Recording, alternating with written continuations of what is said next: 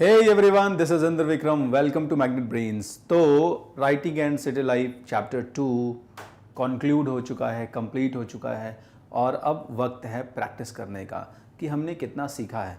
तो चलिए आपकी टेक्स्ट बुक के क्वेश्चन आंसर से शुरू करते हैं। ठीक है, क्वेश्चंस भी आपके सामने दिए हुए हैं, आंसर्स भी आपके सामने दिए हुए हैं, लेकिन जब क्वेश्चन आप देखो तो कोशिश ये भी करो कि आंसर्स को फ्रेम करने की कोशिश करो, है ना। So let's start the first question. Why do we say that it was not natural fertility and high levels of food production that were the causes of early urbanization? Mesopotamia के area में जो शुरुआती शहरीकरण हुआ, urbanisation हुआ, उसका कारण सिर्फ नेचुरल फर्टिलिटी नहीं है। Why do we say that it was not natural fertility? सिर्फ और सिर्फ नेचुरल फर्टिलिटी ही नहीं था जिसकी वजह से वहां पे अर्बनाइजेशन शुरू हुआ। It was one of the reason, एक कारण है, लेकिन सिर्फ यही कारण नहीं है कि वहां पर अच्छी खासी उर्वरकता थी, फर्टिलिटी थी, इस वजह से अर्बनाइजेशन शुरू हुआ।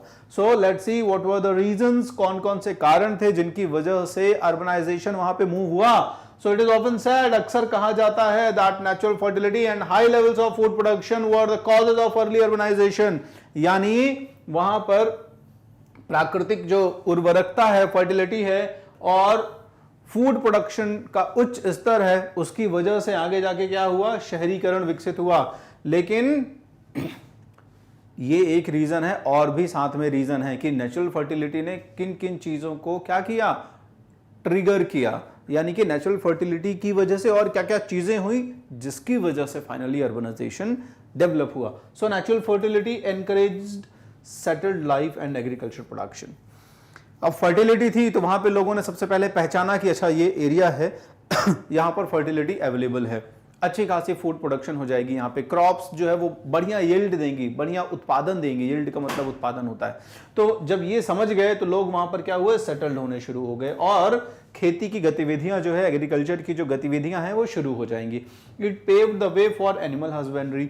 अब जब आप क्रॉप करेंगे, एग्रीकल्चरल प्रोडक्टिविटी करेंगे, मतलब क्रॉपिंग पैटर्न आपका शुरू होगा, फसल उगाना शुरू करेंगे, तो फिर दूसरी चीज क्या होगी कि आपको एनिमल्स की रिक्वायरमेंट तो पड़ेगी ही पड़ेगी। तो एनिमल हस्बेंड्री यहां पे शुरू होगा। ठीक है, क्योंकि एग्रीकल्चरल एक्टिविटी में भी एनिमल्स, जो कैटल्स हैं, वो आपके हेल्प करने वाले हैं। ठीक है, fertility of the soil was also helpful in the beginning of new occupation. इसके अलावा कुछ और ऐसे ऑक्यूपेशंस थे जो खेती के ऊपर ही डिपेंडेंट हुआ करते थे। तो उन ऑक्यूपेशंस को कहीं ना कहीं यहाँ की जो जमीन की उर्वरकता है, फर्टिलिटी है, वो चीज क्या करेगी, हेल्प करेगी। ठीक है, तो एग्रीकल्चर के साथ जो अलाइड कुछ सेक्टर्स हैं उनकी ग्रोथ के भी चांसेस होंगे because of the fertility of the soil. Flourishing trade and commerce is also another major factor for urbanisation. अब धीरे धीरे जब एग्रीकल्चर पीक पर होगा तो एग्रीकल्चर के साथ साथ क्या होगा, ये चीज तो इनएविटेबल है, अवश्यंभावी है कि एग्रीकल्चरल सरप्लस कहीं ना कहीं आगे जाके ट्रेड को भी बढ़ावा देगा। तो ट्रेड प्रैक्टिसेस शुरू होंगी और धीरे धीरे जैसे जैसे ट्रेड और कॉमर्स डेवलप होगा, ठीक है, तो इसका मतलब साफ है हम शहर की तरफ विकसित होने वाले हैं, हम शहर की तरफ मूव करने वाले हैं। ठीक है, क्योंकि बेसिकली जो सिटीज हैं, इन सिटीज का जो पिक्यूलियर कैरेक्टरिस्टिक है, मेन प्रोफेशन है, वो ट्रेड बेस्ड होता है, व्यापार आधारित होता है। तो इस तरीके से हमें समझ में आ गया ये reason. The development of art and writing and administration played a very critical role in the development of urbanization. फिर जब आप शहरीकरण की तरफ बढ़ रहे हैं तो ट्रेड, आपको याद होगा राइटिंग एंड सिटी लाइफ के शुरुआती वीडियोस में हमने क्या क्या डिस्कशन किया था, division of labour, social organization, political system, economic system. तो ये सब क्यों रिक्वायर्ड था, ये सब इसलिए रिक्वायर्ड था क्योंकि किसी भी पर्टिकुलर प्लेस में, अब जैसे शहर ही है, शहर की इकोनॉमी को सपोर्ट करने के लिए गांवों के साथ इनका कनेक्ट होना जरूरी था। तो गांवों के साथ कनेक्ट होने का मतलब है कि जो रॉ मटेरियल है वो गांवों से शहरों की तरफ मूव करेगा, है ना। तो वो चीज, ट्रांसपोर्टेशन डेवलप होना चाहिए प्रॉपर तरीके से, है ना। ट्रांसपोर्टेशन के साथ साथ स्टोरेज फैसिलिटीज डेवलप होनी चाहिए कि शहर में वो जो चीज जो गांव से आ रही है उसको स्टोर भी तो करना है। ठीक है, तो इसके लिए क्या होगा, अब प्रॉपर कोऑर्डिनेशन होना चाहिए। तो कोऑर्डिनेशन के लिए पॉलिटिकल सिस्टम डेवलप होगा कि भाई स्टोरेज हाउस बनाने हैं, ट्रांसपोर्टेशन डेवलप करना है, कौन करेगा? कॉमन आदमी एक साथ तो नहीं कर सकता। कॉमन आदमी के लिए कोई ना कोई एक पर्सन ऐसा होना चाहिए जो लीड करे उन कॉमन लोगों को। डिसीजन मेकिंग किसी के हाथ में होनी चाहिए। तो पॉलिटिकल सिस्टम यहाँ पे डेवलप होगा, एडमिनिस्ट्रेटिव सिस्टम डेवलप होगा, और इतने बड़े लेवल पर जब एक्टिविटीज हो रही है तो उनके रिकॉर्ड रखने पड़ेंगे। तो अर्बनाइजेशन को ट्रिगर करने वाला एक और रीजन था, और वो था वहाँ का पॉलिटिकल सिस्टम, एडमिनिस्ट्रेटिव जो अरेंजमेंट शुरू होंगे मेसोपोटामिया में। तो ये कुल मिला के सारी चीज़ें हैं जिनकी वजह से अर्बनाइजेशन डेवलप हुआ। Natural fertility was the first और the prime reason you can say, but it was not the only reason. ये सिर्फ एक मात्र कारण नहीं था, ये बहुत सारे महत्वपूर्ण कारणों में सबसे पहला महत्वपूर्ण कारण था। होपफुली आपको ये समझ में आ गया है, तो आप आगे बढ़ सकते हैं। Question 2. Which of the following were necessary conditions and which of the causes of early urbanization and which would you say were the outcome of the growth of the city? तो निम्नलिखित में से कौन सी चीज आवश्यक है, कौन सी ऐसी कंडीशन है, शर्त है जो आवश्यक है, ठीक है? And the causes of early urbanization, यानी कि कौन सी ऐसी शर्त है जो आवश्यक है शुरुआती शहरीकरण के लिए, ठीक है? एंड विच वुड यू से were the outcome of the growth of the cities, और इनमें से कौन ऐसा है या कौन सा ऐसा कारण है जो शहरों के बसने का एक आउटकम है, शहरों के बसने का एक रिजल्ट है, ठीक है? तो ये सारे चीजें आपकी लिखी हुई हैं यहाँ पे, इन्हीं में से हम कंडीशंस देखेंगे, नेसेसरी कंडीशंस, और आउटकम को भी देखेंगे। आगे बढ़ते हैं, तो इसका आंसर एक्सप्लेन करता हूं मैं, ठीक है? So following were the necessary condition, सबसे पहले तो जरूरी चीजें जो थी, नेसेसरी कंडीशंस जो थी, यानी आवश्यक जो शर्तें हैं उनके बारे में बात कर लो। तो आवश्यक शर्तें जो है अर्बनाइजेशन के लिए क्या है, किसी भी शहरीकरण के लिए, ठीक है, अर्बनाइजेशन के लिए जो जरूरी कंडीशंस हैं, शर्तें हैं, वो हैं highly productive agriculture. The first and foremost requirement is surplus agriculture. शहर तब तक नहीं डेवलप होगा जब एग्रीकल्चरल या मैं कहूं रूरल प्रॉस्पेरिटी, ग्रामीण संपन्नता एक लेवल तक नहीं पहुंच जाती, एक लेवल तक डेवलप नहीं हो जाती। ध्यान रखिएगा, है ना? किसी भी कंट्री के इकोनॉमिक जो ग्रोथ है उसमें भी जो शुरुआती स्टेज होती है, ये जो जिन स्टेजेस से होते हुए गुजरती है, इनमें सबसे पहले प्राइमरी सेक्टर होता है। और आपने बहुत अच्छे से पढ़ा हुआ है कि प्राइमरी सेक्टर जो होता है वो एग्रीकल्चर और एलाइड सेक्टर से मिलकर बनता है। खेती वाली जो चीजें होती हैं वो इसमें जुड़ी हुई होती है ना। तो पहले एग्रीकल्चर जो होगा उसमें बूम होगा, उसके बाद फिर सेकंड सेक्टर आता है जिसे आप मैन्युफैक्चरिंग सेक्टर कहते हैं, सेकेंडरी सेक्टर, और फिर थर्ड सेक्टर आता है जिसे आप सर्विस सेक्टर कहते हैं, ठीक है ना, टर्शरी सेक्टर, तृतीय क्षेत्र। तो इस तरीके से सबसे पहले क्या होगा, एग्रीकल्चरल प्रोडक्टिविटी बढ़ेगी। So high productive agriculture, that is the first and foremost requirement. Second is water transport. अब उस जमाने में सड़कें तो है नहीं कि बढ़िया हाईवे बना हुआ है, फर्स्ट क्लास लगा हुआ है ना, 4 ले हाईवे बना हुआ है, और इसके साथ साथ बड़े बड़े जहाज हैं कि आप पानी के थ्रू भी अगर ट्रांसपोर्टेशन करना चाह रहे हैं तो आसानी से कर लें। नहीं, आपके पास बहुत लिमिटेड ट्रांसपोर्टेशन के मीन्स हैं, साधन हैं। तो water transport was the only way उस जमाने में, वो भी इतने बल्क लेवल पे नहीं होता था वाटर ट्रांसपोर्टेशन, ठीक है ना। ये इनिशियल फेज थी। The division of labour, society में अलग अलग लोग अलग अलग रिस्पॉन्सिबिलिटीज जो है वो प्ले करते हैं। आपको मैंने one of the first videos में डिस्कस किया था, कार्वर का एग्जांपल दिया था कि कार्वर को अगर सील कार्व करनी है, सील बनानी है, तो वो क्या करेगा, वो स्टोन्स लेके आएगा। तो स्टोन किसी से मंगाएगा, कोई पर्सन होगा जो स्टोन की ट्रेडिंग करेगा, फिर उसको मेटल चाहिए तो मेटल वर्कर के पास जाएगा, जो टूल मेकर है उसके पास जाएगा, टूल मेकर कहीं और से मेटल लेके आ रहा होगा, कॉपर और टिन धातुएं लेके आ रहा होगा, फिर वो ब्रॉन्ज बनाएगा, है ना। इसके अलावा चारकोल, फ्यूल की रिक्वायरमेंट होगी। तो ये सारा कुछ अलग अलग लोग प्रोवाइड करेंगे उसको, यानी एक पर्सन का प्रोफेशन दूसरे पर्सन के ऊपर डिपेंडेंट है, और ये दोनों एक दूसरे के ऊपर म्यूचुअली डिपेंडेंट हैं, दोनों म्यूचुअली बेनिफिट ले रहे हैं एक दूसरे से, ठीक है। और दोनों की रिक्वायरमेंट भी पूरी हो रही है, दोनों की आवश्यकताओं की भी पूर्ति हो रही है, और दोनों साथ साथ एक दूसरे से फायदा भी कमा रहे हैं, ठीक है ना। तो ये डिवीजन ऑफ लेबर होता है, श्रम का विभाजन हिंदी में कहते हैं इसे। तो श्रम का विभाजन एक बहुत महत्वपूर्ण कड़ी होती है। So these were the necessary condition for urbanization. शहरीकरण के लिए ये 3 महत्वपूर्ण चीजें हैं जो आपके किताब में मेंशन है, याद रखना है आपको। कॉजेज ऑफ अर्ली अर्बनाइजेशन, फिर वहां पे क्वेश्चन में ये था कि शुरुआती शहरीकरण के कुछ कारण जाने हैं, आपको बताने हैं, ठीक है। So causes of early urbanisation, lack of metal and stones, ठीक है ना, क्योंकि वहां पर धातुओं और पत्थरों की क्या थी, कमी थी, ठीक है ना। तो इसलिए इनकी खोज या हम कहें कि इनकी रिक्वायरमेंट पड़ी, तो इनको एक्सचेंज करने के लिए लोग बाहर की तरफ या किसी मैं कहूँ जो नेबरहुड में विलेजेस हैं उनके ऊपर डिपेंडेंट होंगे। The use of the seals, ठीक है ना, the military power of the kings made labour compulsory. So these were the causes of early urbanization, ये शुरुआती शहरीकरण के 3 प्रमुख कारण हैं, ठीक है।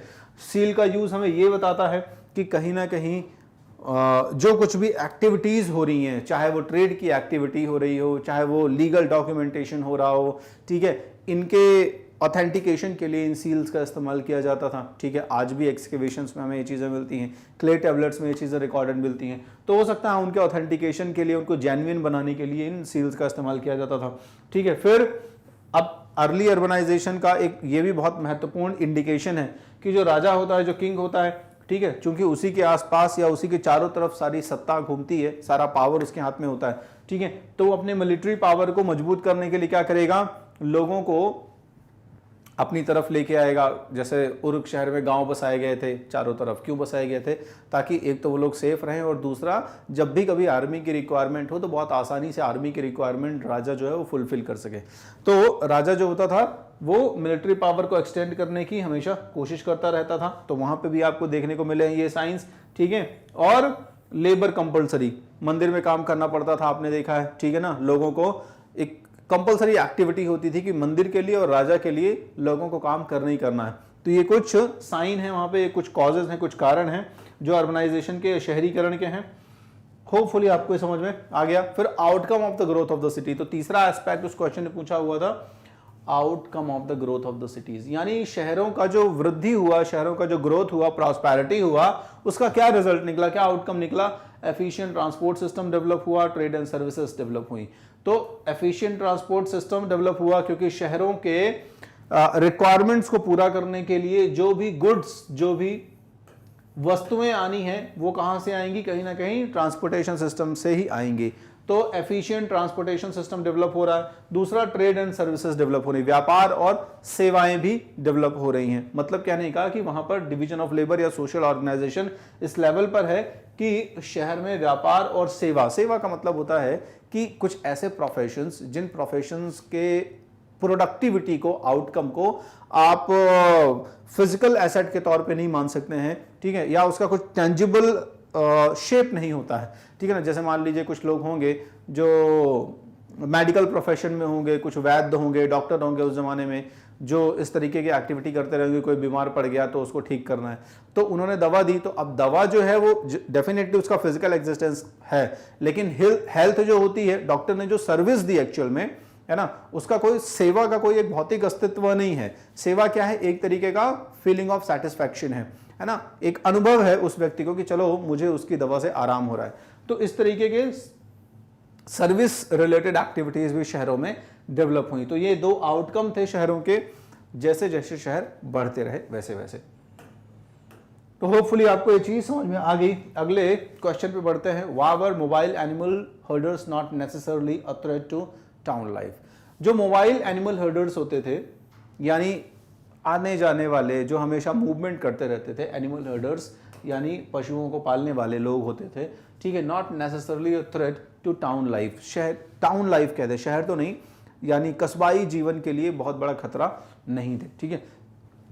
तो mobile animal herders were required to exchange ghee, cheese भी कह सकते हो आप, metal tools, grains etcetera, so they were not a threat to town life. तो इनिशियली क्या होता था, इनिशियली मारी शहर का याद होगा, अभी अभी एग्जाम्पल ताज़ा डिस्कस किया था एक रिसेंट वीडियो में, है ना, सिटी ऑफ मारी जो है। तो सिटी ऑफ मारी में हमने ये डिस्कस किया था कि वहाँ पे क्या है, पैस्टरलिस्ट और फार्मर 2 टाइप के लोग रह रहे हैं। तो पैस्टरलिस्ट और फार्मर 2 टाइप के लोग रह रहे हैं। तो ये जो पैस्टरलिस्ट होते थे, घुमक्कड़ लोग होते थे, ये लोग कई बार बहुत सारी चीज़ें जो एनिमल प्रोडक्ट्स होते थे उनको एक्सचेंज करते थे फार्मर्स के साथ में। किसके लिए? अनाज के लिए। तो फार्मर्स उन्हें अनाज देते थे, और फार्मर्स उनसे क्या लेते थे, उनसे मिल्क प्रोडक्ट्स वगैरह, चीज़ वगैरह, घी वगैरह, ठीक है, या इस तरीके के मेटल टूल्स वगैरह ले लेते थे, ठीक है, इन एक्सचेंज ऑफ ग्रेन्स। तो इस तरीके से ये जो मोबाइल एनिमल हर्डर्स थे ये शुरुआती लेवल पर थ्रेट नहीं थे, कभी कभी ये थ्रेट कॉज करते थे बट मेनली ये थ्रेट नहीं थे। तो होपफुली आपको इसका आंसर समझ में आ गया। बढ़ते हैं आगे। तो क्वेश्चन नंबर 4 क्या कह रहा है, why would the early temple have been much like a house. जो पुराने जमाने में मेसोपोटामिया में टेम्पल थे, ठीक है, मंदिर थे, तो वो मंदिर जो है वो एक तरीके से घर की तरह थे, ठीक है। क्यों, तो ये चीज आपको जो है वहां पे अब बतानी है। So why would the early temple have been much like a house, घर की तरह थे लगभग। क्यों थे भाई घर की तरह, समझ लेते हैं। So early settlers began to build temples at selected spots in their villages. पुराने जो लोग थे जो उन यूफ्रेट्स टिग्रिस नदियों के किनारे बसावट शुरू करेंगे अपनी, ठीक है, तो वो लोग किन जगहों को चुनेंगे, वो एक विशेष जगहों को चुनेंगे, ठीक है, जहाँ पे मंदिर बनाया जा सके। लगभग शहर का क्या होता था, वो एक सबसे इंपॉर्टेंट बिल्डिंग होता था जो मंदिर होता था, ठीक है। So the earliest known temple was small shrine made of unbaked bricks, ठीक है, कच्ची ईंटों का बना हुआ होता था। तो देखो इस आंसर में कुल मिला के आपको रिलेट क्या चीज़ करनी है कि जो मंदिर होता था वो घर की तरह ही होता था, है ना। Why would the early temple have been much like a house, तो बना कैसा है, कच्ची ईंटों का बना है, जिस प्रकार के सामान्य रहवासी जो होते वहाँ के उनके जो घर होते थे, ठीक उसी तरीके का यह मंदिर भी बना हुआ होता था। तो शुरुआती मंदिर जो है वो कच्ची ईंटों के बनते थे, ईंटों को पकाया नहीं जाता था, ठीक है ना। अब ये घर की तरह क्यों होते थे, why they were much like houses, because they were small in sizes. शुरुआत में जो मंदिर हैं वो इतने मैग्निफिशेंट नहीं होते थे, इतनी इकोनॉमिक एक्टिविटी नहीं होती थी वहाँ पे, ठीक है। जैसे आप देखोगे, आपको कुछ वीडियोस में इमेजेस हैं जिगुरत की। अब ये जिगुरत क्या होता है, तो जिगुरत एक्चुअली मेसोपोटामियन टेम्पल को कहते हैं, नाम ही दिया जाता है, ठीक है। तो शुरुआत में जो मंदिर बनेंगे वो बड़े सिंपल, या मैं कह दूं शुरुआत में जो मंदिर है वो घर से बहुत अलग नहीं है, लेकिन बाद में मंदिर और घर दोनों में बहुत ह्यूज डिफरेंस है। जो मंदिर है वो विशालकाय मंदिर बनेंगे, ठीक है, लेकिन जो घर है वो आप जानते ही हो कि मेसोपोटामिया में जो घर बनते थे वो किस तरीके के बनते थे, उसका भी हमने जिक्र आपके टाउन प्लानिंग में, जो एक वीडियो है टाउन प्लानिंग को डेडिकेटेड है, उसमें समझा है। So there used to be an open courtyard, एक आंगन होगा, ठीक है, कच्ची ईंट का बना हुआ एक मकान होगा। इस मकान में एक जगह पर कहीं पर आंगन होगा, मतलब ऑब्वियस ही बात है बीचों बीच जगह पर आंगन होगा, ठीक है, मतलब आप इंटर कर रहे हो और ये एरिया जो है वो कोर्टयार्ड है, आंगन है। Around which rooms were constructed, अब इसी आंगन के आसपास और बाकी के जो रूम होंगे वो कंस्ट्रक्ट कर दिए जाएंगे, ठीक है। चलिए फिर temples were the residence of various gods, अब इन्हीं में एक जगह पर है कोई एक देवता जो प्रतिष्ठित किए जाएंगे। 2 देवताओं का जिक्र किया है हमने अपने पूरे चैप्टर में, उर द मून गॉड, तो एक उर नाम का देवता था जो चंद्र देवता है। फिर इनाना का जिक्र किया है हमने, इनाना देवी है, the goddess of love and war, युद्ध और प्रेम की देवी हैं वो, ठीक है। तो इन देवताओं को बीच में स्थापित किया जाता था। Temples also had their outer wall going in and out at regular intervals. तो आपने उरुक शहर का शुरुआती टेम्पल देखा होगा, ठीक है ना। इसमें आप बनाते कैसे थे, मान लीजिए अब यही टेम्पल है, तो इंटरनल ये जो रूम बने हुए हैं, इन रूम्स में जो बनावट होगी वो इस तरीके से होगी, ठीक है। इनकी वॉल अंदर और बाहर की तरफ आ जा रही होगी, तो कुछ इस तरीके का स्ट्रक्चर्स हमें देखने का मिल रहा है शुरुआती टेम्पल्स में, ठीक है ना। इसलिए इनको कहा जाता है कि ये सामान्य बिल्डिंगों की तरह थे, सामान्य इमारतों की तरह थी, कोई बहुत विशेष अंतर नहीं था सामान्य घरों में और मंदिर में। लेकिन बाद के टेम्पल्स में आप ये देखोगे कि मंदिर, बात के जो मंदिर है, बात के जो टेम्पल्स हैं, इनका आर्किटेक्चर कुछ स्पेशली डिज़ाइन है, ठीक है ना। ये थोड़े मैग्निफिशेंट बनाए जा रहे हैं, थोड़े बड़े बनाए जा रहे हैं, ताकि ये डिस्टिंग्विश हो सके कि अच्छा देवता को डेडिकेटेड है, ये सामान्य इंसान के लिए नहीं है। अगला क्वेश्चन है, of the new institutions that came into being once city life had begun which would have dependent on the initiative of the king. जो कुछ नए संस्थान डेवलप हुए थे, ठीक है ना, जब शहरों का विकास हो गया, तो एक बार शहरों का जब विकास हुआ तो उसमें जो नए नए इंस्टीट्यूशंस बने, नई नई संस्थाएं बनी, ठीक है, तो आपको क्या लगता है कि उनमें से कौन से, which would have dependent on the initiative of the king, यानी कि इनमें से कौन सी संस्थाएं जो होंगी वो राजा के इनिशिएटिव पर डिपेंडेंट होंगी। सो इनमें से temple, trade, seal making, sculpture and the art of writing were the new institution that came into being with the beginning of the city life. Obviously बात है, ग्रामीण व्यवस्था में ये चीज देखने को नहीं मिलती। शहरी जीवन में जैसे जैसे शहरी जीवन का विकास होगा वैसे वैसे आपको मंदिर मिलेगा, ट्रेड, सील बनना शुरू हो जाएंगी चीजों को ऑथेंटिकेट करने के लिए। मूर्ति कला का भी विकास यहीं से देखने को मिलता है हमें, स्कल्पचर का भी डेवलपमेंट यहीं से देखने को मिलता है। आर्ट ऑफ राइटिंग, आपको भी पता है कि जब चीजों को रिकॉर्ड करना होता था तो वहां पर रिक्वायरमेंट फील हुई कि कुछ लिखना चाहिए, ठीक है। क्ले टैबलेट्स का डेवलपमेंट हुआ, स्क्रिप्ट, यूनिफॉर्म स्क्रिप्ट का डेवलपमेंट हुआ। तो ये जो चीजें थी, temple, trade, seal making, sculpture and the art of writing, ये कुछ नई संस्थाएं थी, न्यू इंस्टीट्यूशंस थे। ध्यान रखिएगा, इंस्टीट्यूशन शब्द का मतलब सिर्फ वो नहीं है कि कोई एक फिजिकल बिल्डिंग खड़ी हो, ठीक है ना। कोई भी एक ऐसा सिस्टम जिस सिस्टम के थ्रू एक वेलफेयर एक्टिविटी चल रही है, आप उसको भी इंस्टीट्यूशनलाइज कह सकते हैं कि वो भी संस्थागत हुआ है, ठीक है, उसका भी एस्टैब्लिशमेंट हुआ है। तो इनको स्थापित किया गया और ये क्या था, पूरी तरीके से राजा के इनिशिएटिव पर डिपेंडेंट था। तो आप इन सारे कीवर्ड्स को ध्यान में रख लीजिए, ये एक एक कीवर्ड बहुत इंपॉर्टेंट है। सारा का सारा आंसर जो है वो इसी के ऊपर डिपेंडेंट। अगर आपको ये कीवर्ड याद है तो आप ये कीवर्ड लिखिए और सिंपली लास्ट में लिख लीजिए कि they all were dependent on the initiative of the king. What do ancient stories tell us about the civilization of Mesopotamia?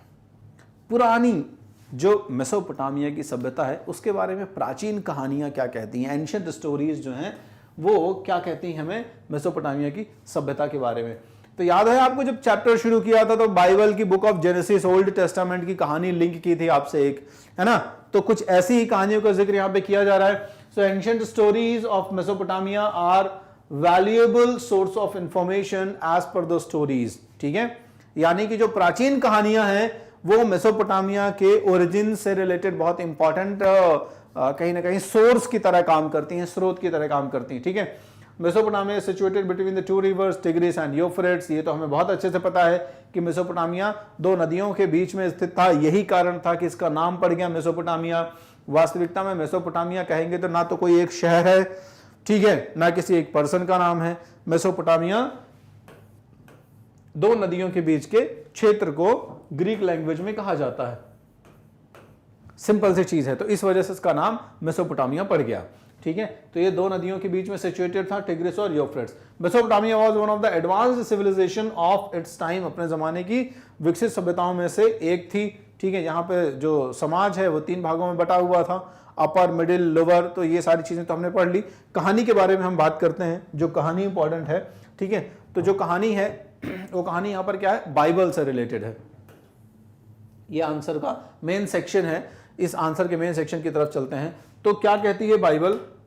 According to the Bible, Bible का जो ओल्ड टेस्टामेंट है, Old Testament है, एक old Testament है, एक है new testament, आपको पता होगा बाइबल में, ठीक है ना। तो जो ओल्ड टेस्टामेंट है उसमें बुक ऑफ जेनेसिस है, बुक ऑफ जेनेसिस, यानी कि संसार की जो उत्पत्ति है वो कैसे हुई है इसके बारे में डिस्क्रिप्शन है, ठीक है, कि how the God created this earth planet for the humans, इंसानों के लिए इस पृथ्वी को कैसे बनाया, कैसे समाज की रचना हुई, ठीक है।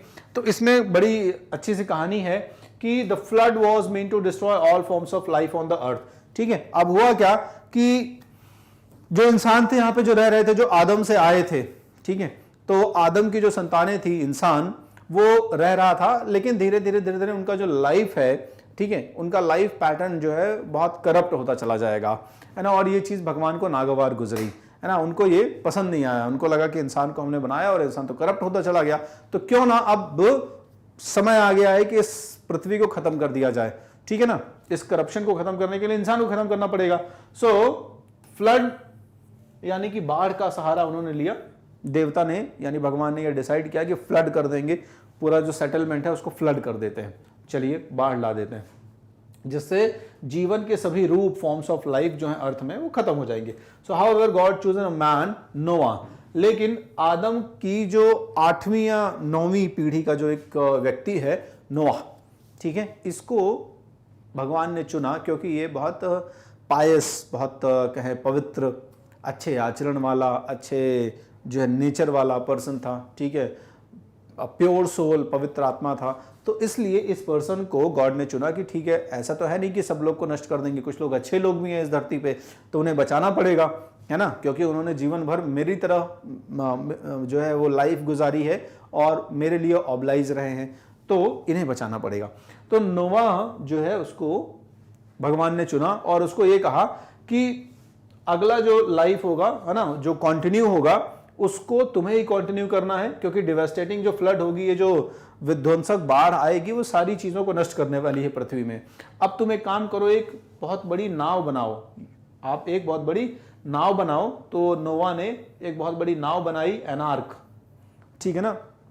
तो जो आर्क बनाया, बहुत बड़ी नाव नोवा ने, उसमें सारे जीवों को पेयर्स में, यानी मेल और फीमेल का जो पेयर है, हर जितने भी स्पीसीज अवेलेबल थी, जितनी भी प्रजातियां अवेलेबल थी, उनके जोड़ों को, उनके पेयर्स को उसने नाव में, आर्क में अपने जो है वो बैठा लिया, ठीक है। सो he took a pair each of all known species of animals and birds on the board, नाव में बैठा लिया अपने आर्क में, ठीक है। और इस तरह से बाढ़ को सभी लोग, फ्लड को सरवाइव कर गए, ठीक है। और बाद में यही क्या रहेगा, नोवा जो रहेगा वो पृथ्वी में जीवन की शुरुआत करेगा। क्लियर है। तो नोवा से अगली जो पीढ़ी है उसका आगाज होने वाला है, ठीक है। अब ऐसी ही सिमिलर स्टोरी कहां पर है, आपके Mesopotamian tradition, Mesopotamian clay tablets में मिली है, ध्यान रखिएगा। तो मेसोपोटामिया में एक टेबलेट है, इस टेबलेट में एकदम सिमिलर स्टोरी है, एकदम सिमिलर स्टोरी, सेम वही है, बस पर्सन जो है वो अलग है, ठीक है। तो वहां पे क्या है, वहां पे कहानी में ये चीज आ जाती है कि जो भगवान है, वो भगवान नोवा की जगह दूसरे पर्सन को चुनते हैं जिसका नाम है जायसुद्र। सो जायसुद्र जो होता है, जायसुद्र को ये रिस्पॉन्सिबिलिटी दी जाती है कि तुम बचा लो बाकी लोगों को, जितने भी लोग हैं उनको, जो अच्छे व्यक्ति हैं उनको बचा लो और आगे लाइफ कंटिन्यू करना, ठीक है ना।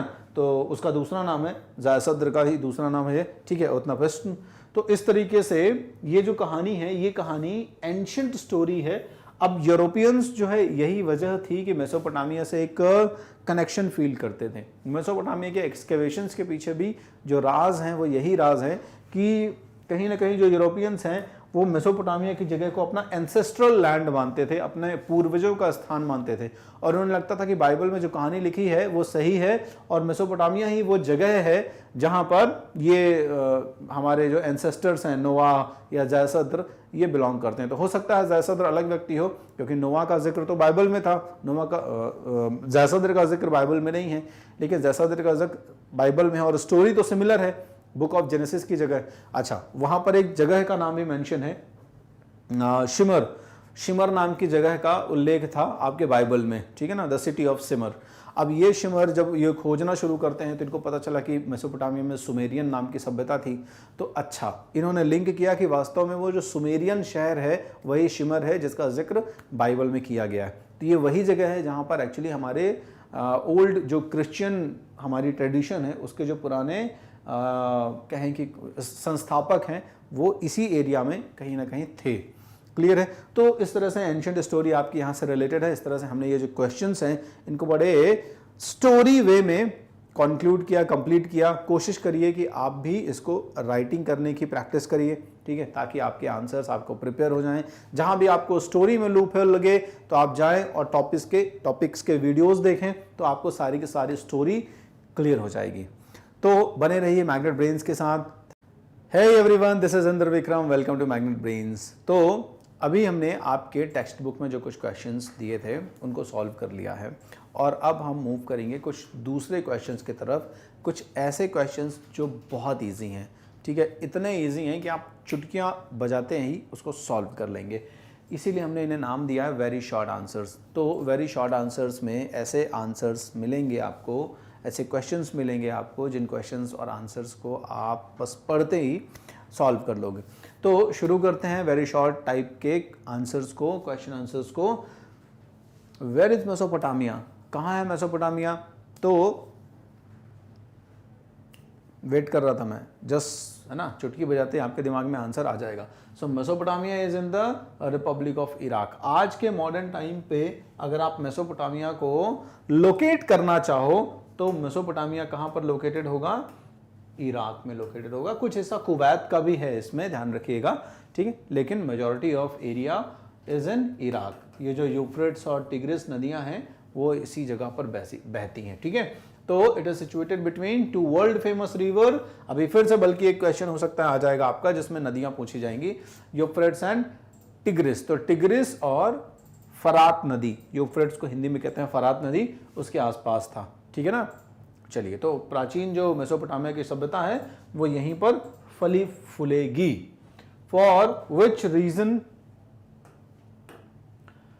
The Mesopotamian civilisation is well known. किस कारण से जानी जाती है मेसोपोटामिया की सभ्यता दुनिया में? मेसोपोटामिया की सभ्यता दुनिया में अपने रिच लिटरेचर की वजह से जानी जाती है, मंदिरों की वजह से जानी जाती है।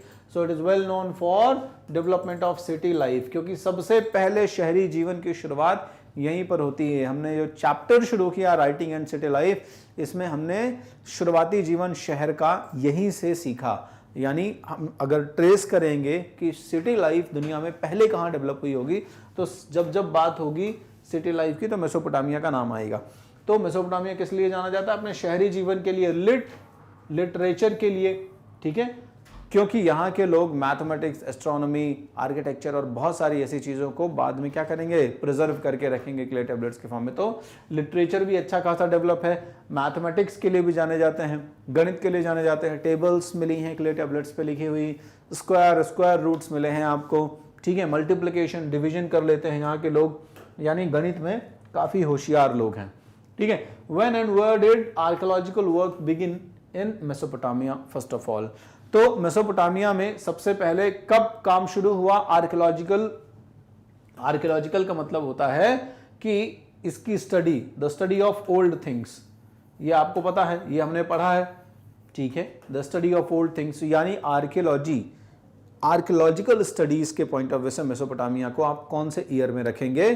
तो 1840 के आसपास। आपको कहानी बताई थी मैंने, है ना, जब बाइबल की कहानी डिस्कस की थी, तो 1840 में मेसोपोटामिया जो होगा वो आपका एक्सकेवेट होना शुरू होगा। दशकों तक, डिकेड्स तक ये काम चलेगा और लगभग 1850 के आसपास जो है मेसोपोटामिया की जो लैंग्वेज है, जो क्यूनिफॉर्म लैंग्वेज है, उसको प्रॉपर डिकोड करेंगे और तब जाके मेसोपोटामियंस के बारे में बहुत कुछ पता चल जाएगा, ठीक है। तो ये दो साइट्स हैं, उर्क और मारी, ये दो शहर हैं जिन शहरों में एक्सकेवेशंस होगा। और आपकी बुक जो है 11th क्लास की एनसीईआरटी, उसमें इन्हीं दोनों शहरों का डिस्क्रिप्शन दिया है, उर्क और मारी का डिस्क्रिप्शन दिया है। हम बाकी के सुमेरियन, कैडियन और जो असीरियन और बाकी हैं उनके बारे में उतने डिटेल में नहीं पढ़ रहे हैं, ठीक है ना। What is the meaning of the word Mesopotamia? चलिए आई गया फाइनली वो, है ना, जिसमें नदियों वगैरह का भी जिक्र है। भी हो सकता है और आगे क्वेश्चन आ जाएंगे जिनमें नदियों वगैरह का जिक्र रहेगा। तो मेसोपोटामिया शब्द का क्या मतलब है? तो पूरे चैप्टर में हमने यही तो डिस्कस किया है कि मेसोपोटामिया क्या है ना। So there is a Greek word, Greek जो लैंग्वेज है ना, उसी से मेसोपोटामिया का ये शब्द आया है। इसका मतलब क्या होता है? ग्रीक लैंग्वेज में दो वर्ड हैं, मेसोस, ठीक है, और पोटामस। दूसरा वर्ड कौन सा है? पोटामस। तो मेसोस और पोटामस, इसका मतलब होता है मिडिल, ठीक है, and potamus means river, in the middle of river, ठीक है। The word mesos means the middle and the potamus means the river. It simply means that the land lying और सिचुएटेड बिटवीन टू रिवर्स। इसका साफ साफ मतलब है कि ऐसा भूमि का हिस्सा, जमीन का वो हिस्सा जो दो नदियों के बीच में स्थित है, और वो दो नदियां कौन सी थी? टिग्रिस और यूफ्रेट नदी थी, ठीक है। इसीलिए इस जगह का नाम पड़ गया मेसोपोटामिया, ठीक है। तो होपफुली आपको ये जीवन भर याद रहने वाला है मेसोपोटामिया, ठीक है। What does the Bible depict about flood? हमने अभी जो आपके बुक के क्वेश्चन आंसर सॉल्व किए हैं, उस बुक के क्वेश्चन आंसर में भी कहानी है लास्ट क्वेश्चन में बाइबल से रिलेटेड, कि एंशिएंट स्टोरीज कौन कौन सी हैं मेसोपोटामिया से रिलेटेड। तो according to the holy book of Christians, that is the Bible, इसमें बुक ऑफ जेनेसिस में ये चीज मेंशन है कि बाढ़ जो है वो भगवान लाने वाले थे और उस बाढ़ का पर्पस ये था कि सबको निपटा दो, सबको ध्वस्त कर दो, सारा कुछ जो करप्शन है उस करप्शन को डिस्ट्रॉय कर दिया जाए। ठीक है, तो करप्शन को डिस्ट्रॉय करने के लिए है ना क्या डिस्ट्रॉय करना पड़ेगा, जो करप्ट लोग हैं उनको डिस्ट्रॉय करना पड़ेगा, अदरवाइज टेंडेंसी तो बनी ही रहेगी। तो नॉर्मली क्या होता है, इंसान जब तक खत्म नहीं होता तब तक उसकी समझाने पर टेंडेंसी नहीं जाती है ना। तो इस तरीके से पूरा जो सेटलमेंट है उसको डिस्ट्रॉय करना था, है ना। और भगवान ने एक इंसान है जिसको चुना, एक मनुष्य को चुना, नोवा को, जो ये इंश्योर करेगा कि दोबारा इस फ्लड के बाद इस पृथ्वी पर जीवन जो है वो शुरू हो जाए। तो ये कहानी है मेसोपोटामिया से रिलेटेड, जो कि बाइबल में डिपिक्टेड है। हमने कई बार इसको डिस्कशन किया है, कई बार चर्चा की है इसके ऊपर। ठीक है, where was city life developed first of all in the world, name the cities also. तो क्वेश्चंस को घुमा फिरा के उलट पलट के आपके सामने लाया जा रहा है। ठीक है, चलिए, तो where was the city developed first of all in the world, दुनिया में सबसे पहले शहरी जीवन का विकास कहाँ हुआ है, सिटी लाइफ कहाँ डेवलप हुई है। तो अब आप आंख बंद करके भी किसी को बता सकते हो कि दुनिया में सबसे पहले जो शहर का विकास है वो कहाँ हुआ है, मेसोपोटामिया में हुआ है। ठीक है, और जो शुरुआती कुछ शहर हैं जो वहां पर डेवलप हुए थे वो थे उर्क और मारी। ठीक है, मारी का जो शहर है ये डेवलप होगा। तो ये 2-3 शहर हैं जो वहां पे डेवलप होने वाले हैं मेसोपोटामिया के रीजन में। तो बड़ा ही आसान है। चलिए, तो फिर नेक्स्ट क्वेश्चन देखते हैं हम। What were the reasons behind the development और growth of urbanisation in Mesopotamia. तो कौन कौन से रीजन थे, what were the reasons behind the development और growth of urbanisation in Mesopotamia. ठीक है ना, वो कौन कौन से कारण थे, ठीक है ना, जो कि मेसोपोटामिया के शहरीकरण के विकास में महत्वपूर्ण है। ठीक है ना, तो reasons behind the growth of urbanisation in Mesopotamia were the following.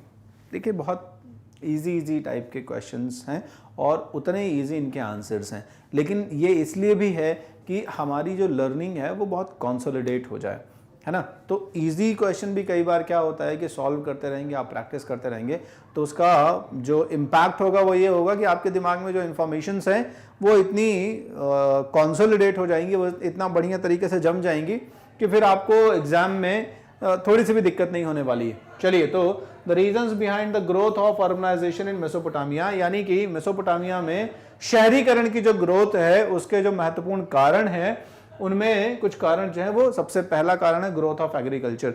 तो ये हमने शुरुआत में भी पढ़ा था, ठीक है, कि एग्रीकल्चर जो है वो सबसे इंपॉर्टेंट रीजन है, यही बाकी सारी चीजों को ट्रिगर करने वाला है।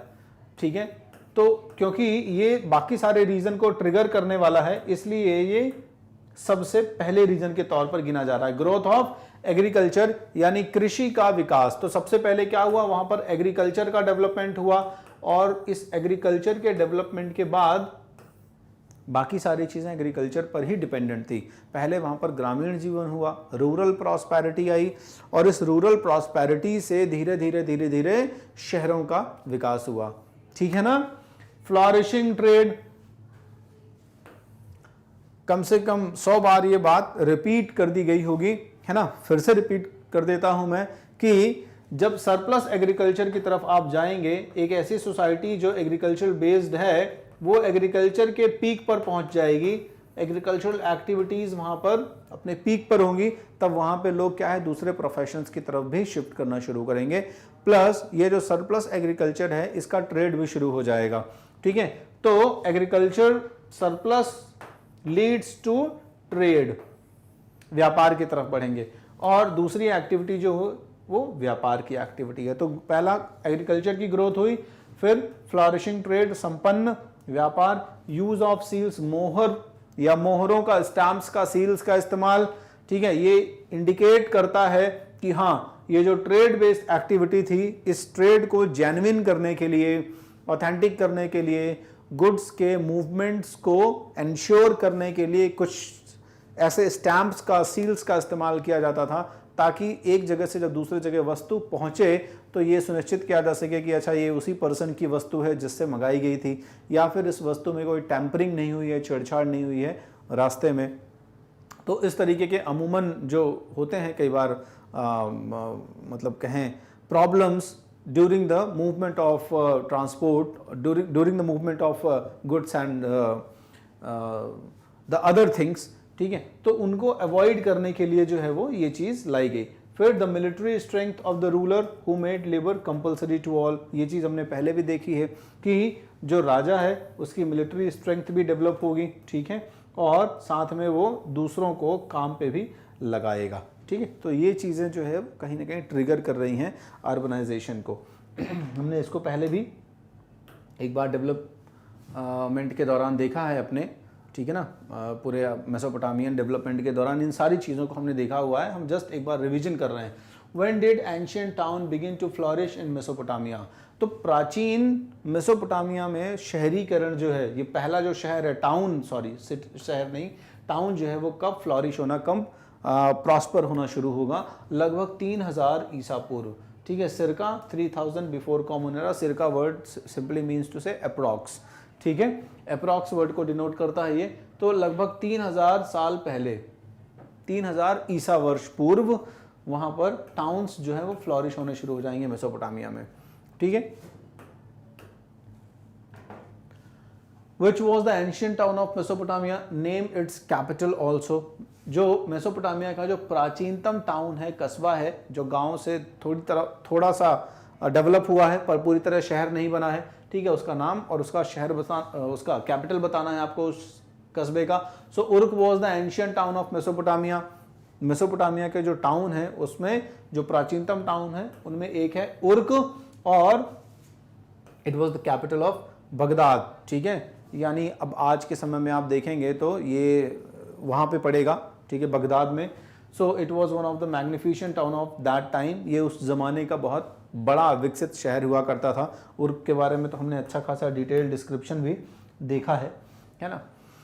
Name 2 rulers of Uruk, name the archaeologist who excavated it. Uruk शहर के बारे में आपको बताना है और 2 आर्कियोलॉजिस्ट के बारे में बताना है, सॉरी, और दूसरा आर्कियोलॉजिस्ट के बारे में बताना है जिसने इसको एक्सकेवेट किया, दुनिया के सामने लेके आया। So 2 rulers of Uruk were Enmerkar and Gilgamesh.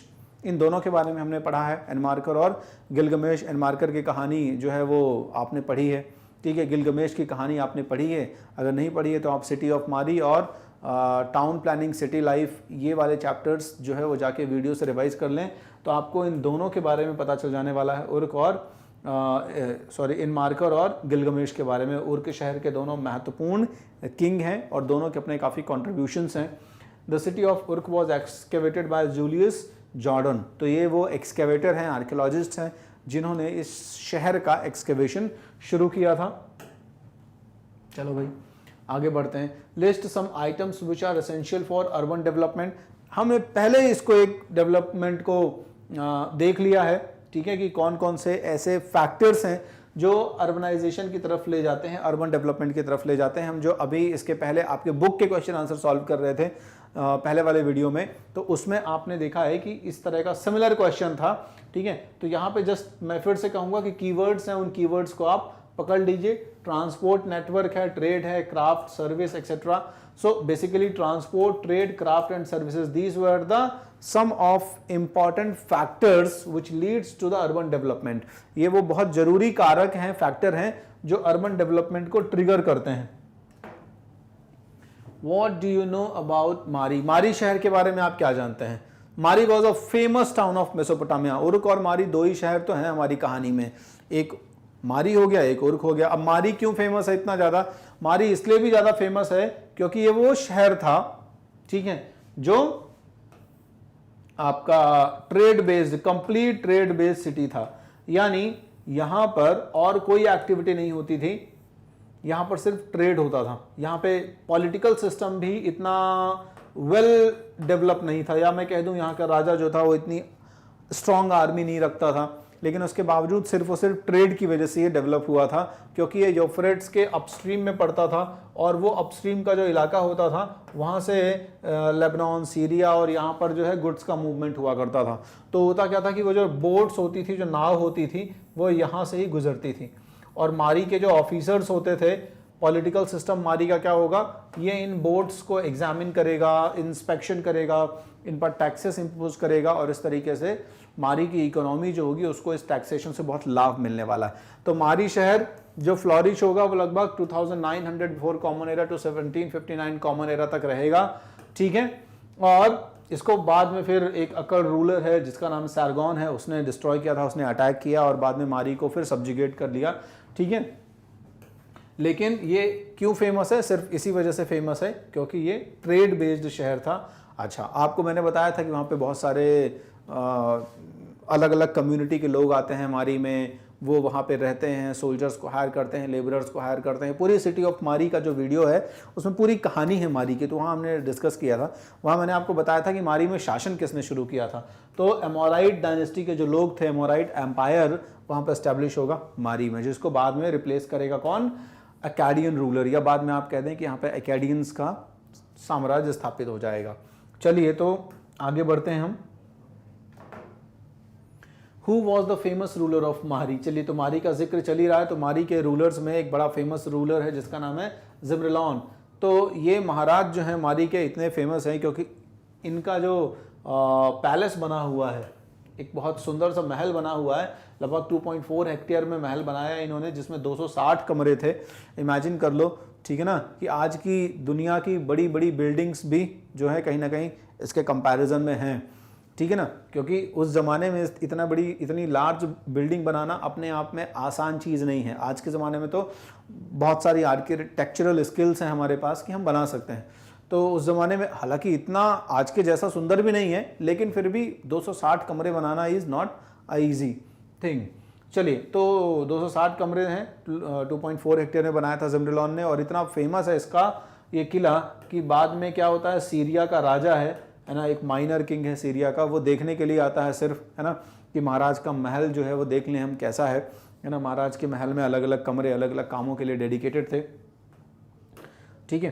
तो ये हमने सिटी ऑफ मारी में बहुत अच्छे से देखा है। What did Mesopotamian tablets contain, when were these tablets written? What did Mesopotamian tablets contain? Mesopotamia के जो टैबलेट्स हैं, क्ले टैबलेट्स, इसमें क्या है, कौन सी चीज़ है और इनको कब लिखा गया है? इनकी लिखावट, इनमें जो स्क्रिप्ट है, तो इनकी स्क्रिप्टिंग कब हुई है, कब ये स्क्रिप्टेड हुए हैं? So Mesopotamian tablets contain only symbols and numbers, ठीक है। मेसोपोटामियन के टैबलेट्स में क्या है, ये आपके सामने टैबलेट्स के इमेजेस दिए गए हैं, ठीक है। इन टैबलेट्स में आप देख रहे हो कि डिफरेंट टाइप की इमेजेस हैं, कुछ सिंबल्स हैं, कुछ नंबर्स हैं, ठीक है। तो इन्हीं साइन, इन्हीं सिंबल्स या इन्हीं नंबर्स के थ्रू मेसोपोटामियन लोग जो है वो अपने जो भी वो बातें हैं उसको वो एक्सप्रेस करते थे, ठीक है ना, क्योंकि मेसोपोटामियन जो लैंग्वेज है उसमें पता है आपको कि सिलेबल्स यूज होते थे, है ना, वोवेल्स कॉन्सोनेंट्स नहीं यूज होते थे, बल्कि उनका ग्रुप, उनका कॉम्बिनेशन यूज हुआ करता था। मतलब मैं कह दूं कि अभी आगे हम इसके बारे में हो सकता है बात करेंगे, ABC, ठीक है। तो मान लीजिए ABCK, अब ये 4 अक्षर हैं, तो इन 4 अक्षर को मिला के बन गया BACK, बैक। एक जस्ट एग्जाम्पल है, तो वहां पे क्या होगा कि बैक के लिए एक साइन होगा। फॉर एग्जाम्पल, बैक के लिए साइन हो सकता है ये एरो, ठीक है। अब ये एरो जो है ये 4 लेटर्स का कॉम्बिनेशन है, ठीक है। अब आपको याद रखना है कि इस एरो का मतलब होता है बैक। अब आपको किसी टैबलेट में ये बैक का साइन मिलेगा, तो आपको समझ जाना है कि अच्छा, तो इस तरह से वहां के लोगों को पढ़ाया ही जाता था, ट्रेन किया जाता था कि सिंबल्स को वो पहचाने, ठीक है। तो मेसोपोटामिया में आपको बहुत सारे टैबलेट्स मिले हैं जिनमें सिंबल्स वगैरह बने हुए हैं, साइन और सिंबल्स बने हुए हैं।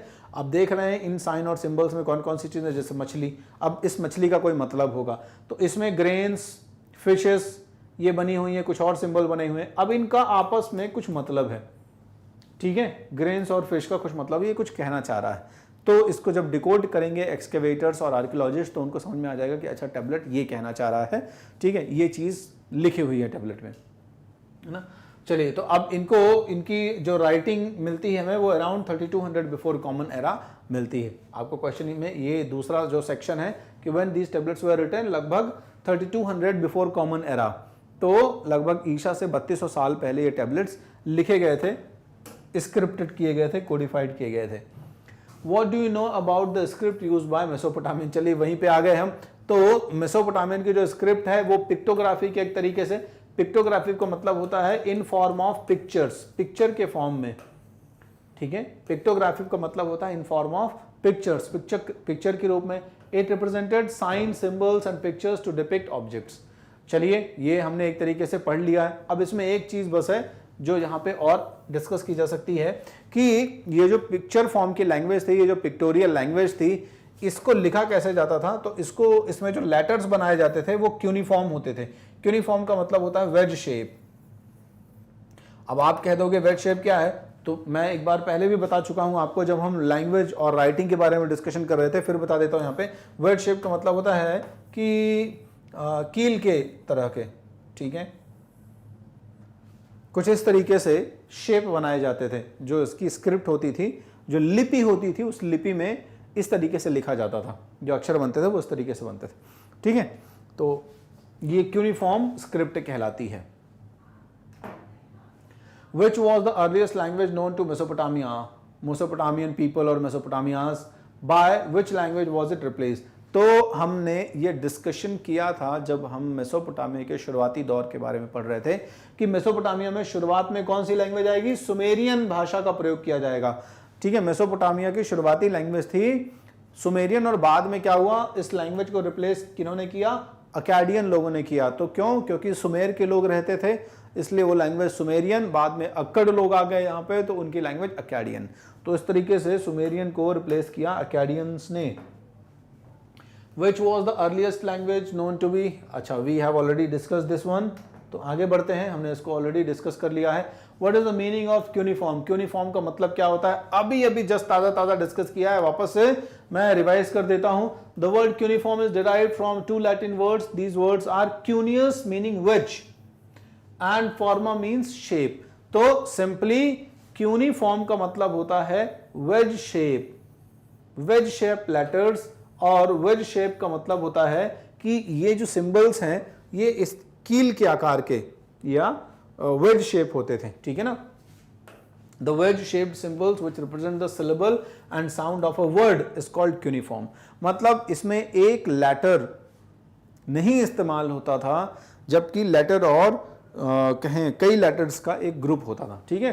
Represent the syllable and sound of a word, ये क्यूनिफॉर्म जो स्क्रिप्ट होती थी, तो उसमें जो एक, मैं कह दूं एक सिंबल है, वो एक सिंबल एक शब्द को रिप्रेजेंट कर रहा है। मैंने अभी जस्ट आपको एक्सप्लेन किया कि जैसे मान लीजिए यहाँ पे फिश बनी हुई है, ठीक है ना। अब ये फिश जो बनी हुई है, अब इस फिश का कुछ मतलब है, तो ये क्या है, ये कहीं ना कहीं क्यूनिफॉर्म स्क्रिप्ट का हिस्सा है, क्लियर है।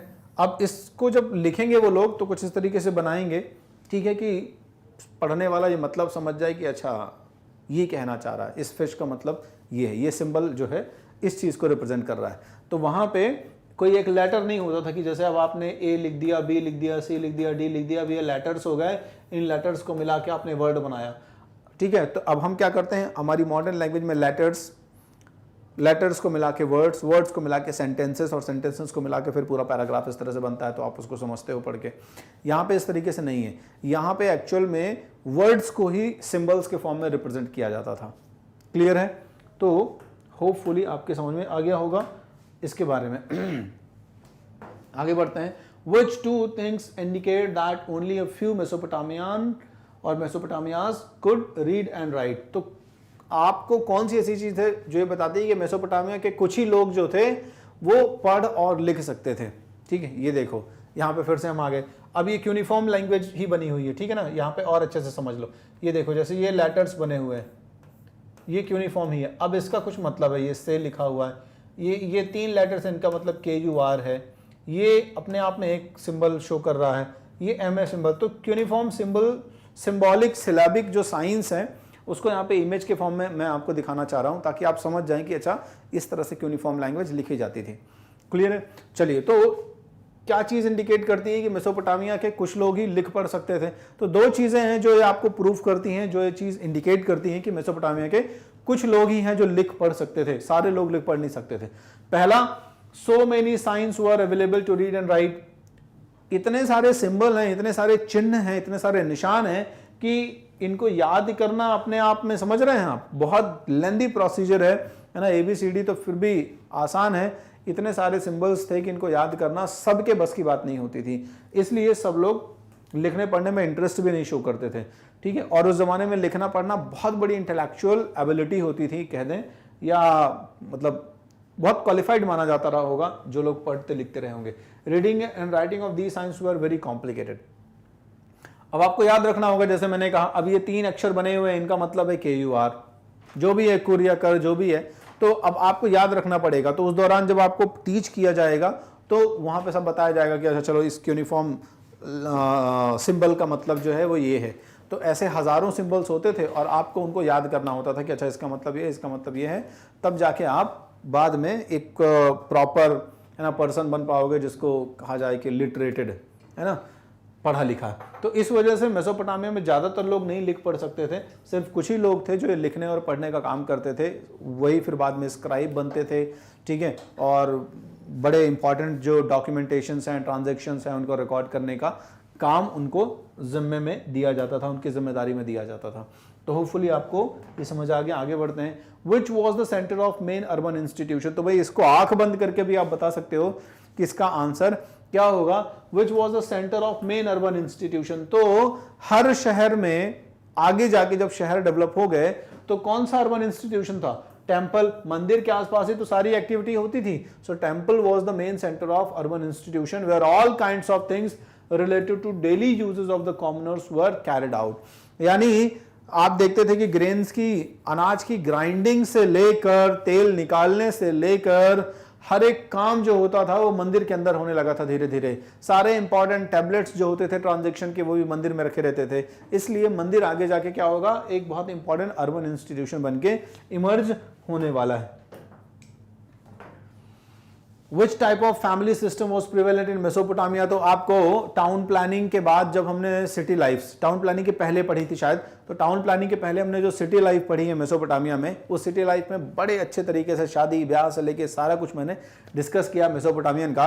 और मेसोपोटामियन की फैमिली सिस्टम के बारे में मैं डिस्कस किया था। तो कैसा है मेसोपोटामियन का फैमिली सिस्टम, न्यूक्लियर फैमिली है, ज्वाइंट फैमिली में नहीं रहते हैं। हालांकि शुरुआती दौर पर जो एक मैरिड सन है वो अपने फादर के साथ रहता था, लेकिन फिर भी एविडेंसेस जो हैं वो यही कहते हैं कि ज्यादातर न्यूक्लियर फैमिली है, यानी कि couple, father, mother and their son, ठीक है, माँ बाप और उनका बेटा बेटी जो भी हैं, तो 3-4 लोगों का परिवार है hardly. So nuclear family system was prevalent in Mesopotamian society, ठीक है ना। इस तरह की परिवार में, न्यूक्लियर फैमिली में आजकल के ज़माने से कंपेयर कर सकते हैं बड़ा आसानी से आप। आजकल न्यूक्लियर फैमिली का प्रचलन है, चलन है हर तरफ, ठीक है। तो आप देखते हैं कि परिवारों में कौन है, माता पिता, उनके बच्चे, बस, ठीक है। दादा दादी गांव में रहते हैं अगर, तो नहीं है तो कोई बात ही नहीं है, ठीक है। तो इस तरीके की सिचुएशन है मेसोपोटामिया में। और मेसोपोटामिया के साथ साथ यहाँ पे क्वेश्चन आंसर का दौर भी हमारा जो है वो फिनिश होता है। हमने शॉर्ट आंसर्स लगभग कर लिए हैं और मुझे ऐसा लगता है कि आपको काफ़ी अच्छा लगा होगा, आपने एंजॉय किया होगा, क्योंकि आंसर्स काफ़ी इजी थे। आपको रिमेंबर करने में बड़ा आसान महसूस हुआ होगा चीज़ों को। अगर कहीं पर लूप होल महसूस हुआ कि ये चीज़ नहीं क्लियर है तो आप जाएँ और वीडियो देखें। आप उससे रिलेटेड जब वीडियो देखेंगे तो वो कंसेप्ट आपको आसानी से क्लियर हो जाएगा। तो बने रहिए मैग्नेट ब्रेन्स के साथ, मिलते हैं, thank you. Hey everyone, welcome to Magnet Brains. This is Indra Vikram and now we are going to solve the MCQs. अब हम मल्टीपल चॉइस क्वेश्चन सॉल्व करने वाले हैं। इसका मतलब आपके पास एक क्वेश्चन है, 4 ऑप्शंस हैं और इसके पहले कि मैं आपको आंसर बताऊं, आपको तुरंत कमेंट बॉक्स में आंसर टाइप कर देना है जल्दी से, ठीक है। तो क्वेश्चंस ऑब्वियसली इतने इजी रखे गए हैं कि आपने जो स्टोरी पढ़ी है, आपने जो वीडियोस देखे हैं राइटिंग एंड सिटी लाइफ के, वो सारा का सारा आपको यहाँ पे ज्ञान टेस्ट हो जाएगा एक तरीके से, है ना। वो चीज़ें जो आपने सीखी है वहाँ पे उसको अप्लाई करना है और आपको answer with in the seconds आपके दिमाग में आ जाएगा। तो चलिए, पहला क्वेश्चन है कि Mesopotamian weapons were prominently made of.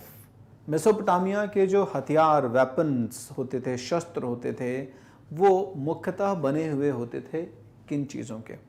अब देखो, एमसीक्यू सॉल्व करने का क्या होता है कि बड़ा सिंपल सा लॉजिक होता है कि आपको अगर राइट आंसर पता है तो फिर तो कोई बात ही नहीं है, तुरंत आपने क्लिक कर दिया।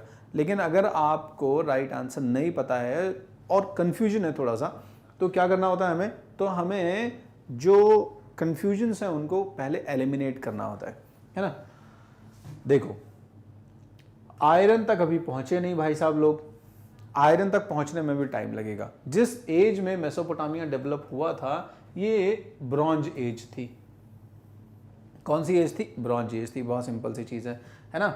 और कॉपर एज में भी ये नहीं है। कॉपर एज का मतलब है सबसे पहली मेटल की अगर हम बात करें जो इंसान ने इस्तेमाल की है वो है आपकी कॉपर। ठीक है, the first metal used by the man kind was copper. तो हमें ये पता है कि पहली मेटल जो यूज हुई वो थी कॉपर। लेकिन ये बहुत अच्छे से पता है कि जब कॉपर का इस्तेमाल हो रहा था उस ज़माने तक सिटी लाइफ इतनी फ्लॉरिश नहीं हुई थी, सिटी लाइफ तक नहीं पहुंचे थे लोग, है ना। एग्रीकल्चरल एक्टिविटीज स्टार्ट हुई थी जस्ट उस ज़माने तक।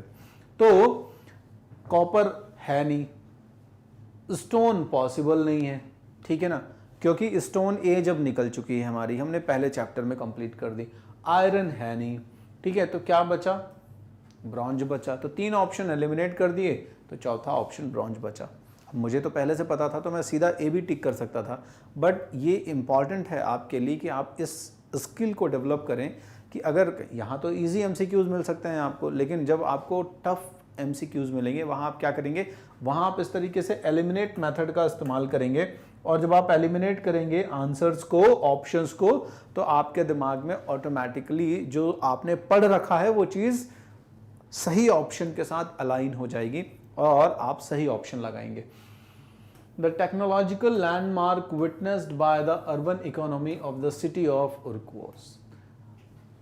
उर्क शहर में जो तकनीकी लैंडमार्क हुआ, यानी कि तकनीकी रूप से उन्होंने जो कोई बड़ा काम किया, टेक्नोलॉजिकल एडवांसमेंट किया, लैंडमार्क इवेंट जो था वो क्या था, ऑयल प्रेसिंग टेक्निक। बिल्कुल नहीं हो सकता, क्योंकि ऑयल प्रेसिंग टेक्निक तब विकसित हुई जब टेम्पल्स बनने लग गए, ठीक है। और ऑयल प्रेसिंग टेक्निक से कोई इतना आप अर्बनाइजेशन को ट्रिगर मिलेगा, ये थोड़ा सा लिंक नहीं हो रहा है, फिट नहीं बैठ रहा है, ठीक है। कंस्ट्रक्शन ऑफ ब्रिक कॉलम्स, तो ये तो तब हुआ ना जब धीरे धीरे अर्बनाइजेशन अपने पीक पर जा रहा था और मंदिर बन रहे थे। तो ये समझा उन लोगों ने कि अब वुडन कॉलम्स फिजिबल नहीं रहेंगे, उस वेट को मंदिर के बेयर नहीं कर पाएंगे, इसलिए वुडन कॉलम्स जो है वो छोड़ के ब्रिक कॉलम्स की तरफ आए। ब्रॉन्ज टूल तो पहले से इस्तेमाल कर रहे हैं, तो potter's wheel would be the right option. आपका राइट आंसर यहां पे होगा पॉटर्स व्हील, यानी उरुक शहर में जो टेक्नोलॉजिकल लैंडमार्क था वो था पॉटर्स व्हील, ठीक है। कुम्हार का जो पहिया होता है, ठीक है, उसका जो पहिया है उसका आविष्कार, इन्वेंशन हुआ, और इसके बाद बर्तन बनाने की जो कला है वो बहुत तेज़ी से आगे बढ़ेगी। तो जिस तरह से आग का इन्वेंशन एक इम्पॉर्टेंट चीज़ थी, वैसे ही जो पॉटर व्हील है उसका भी इन्वेंशन एक बड़ी चीज़ थी, ठीक है। चलिए, आग का इन्वेंशन नहीं, आग की डिस्कवरी आप कह सकते हैं, ठीक है। We have solved it. Next, the 2000 before common era. In the 2000 before common era, the city that flourished as the royal capital of Mesopotamia was. लगभग 2000 ईसा पूर्व मेसोपोटामिया का जो शहर है, ठीक है, उसमें एक शहर विकसित हुआ जो मेसोपोटामिया की कैपिटल के नाम से जाना जाएगा, रॉयल कैपिटल के नाम से जाना जाएगा। तो वो कौन सा शहर था जो मेसोपोटामिया में रॉयल कैपिटल के नाम से जाना जाता है? तो आपका वो चैप्टर है जिसमें आपने trading town in pastoral zone ये वाला टॉपिक पढ़ा है, ये वाला वीडियो देखा है, तो आपको तुरंत क्लिक हो जाएगा। अब देखो भाई साहब, कालीबंगा, मोहनजोदड़ो, तो जैसे ही आप देखोगे वैसे ही कह दोगे ये तो हो ही नहीं सकता, ये तो इंडियन साइट्स हैं। तो मेसोपोटामिया में कहां से आ गई? बचा मारी और उर शहर। उर का कहीं से कहीं तक जिक्र रॉयलिटी में तो आया ही नहीं भाई साहब, है ना।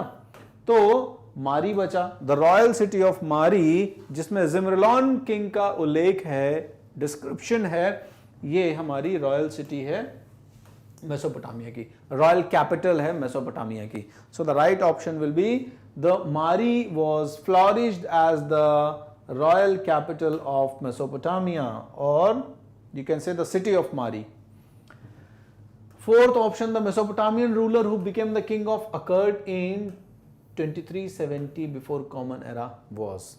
यानी मेसोपोटामिया का वह शासक जो 2370 ईसा पूर्व अकड़ का राजा बना, ठीक है।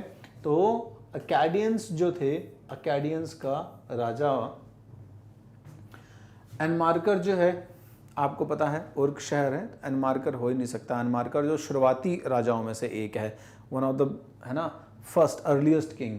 गिलगमेश नहीं है क्योंकि गिलगमेश एक्चुअली असीरियन किंग है, ये आपने उसकी कहानी में पढ़ा है, तो ये असीरियन को बिलोंग करता है। और आपको पूछा अकैडियन से जा रहा, हम्मुराबी तो हो ही नहीं सकता क्योंकि हम्मुराबी काफ़ी बात की बात है। तो बचा कौन आपका, डी सारगोन। सारगोन भाई साहब जो हैं ये राजा बनेंगे, ठीक है, 2370 में, है ना, ध्यान रखिएगा। ये बहुत इंपॉर्टेंट अटैक भी करता है, इसलिए भी इसका नाम मेसोपोटामिया के इतिहास में फेमस है। अब इससे सिंपल क्वेश्चन तो मुझे नहीं लगता कि आपके पूरे बुक में कोई होगा। इनाना वॉज द गॉडेस ऑफ, तो जो इनाना थी वो देवी थी, काहे की देवी थी, चंद्रमा की तो थी नहीं, चंद्रमा का उर था।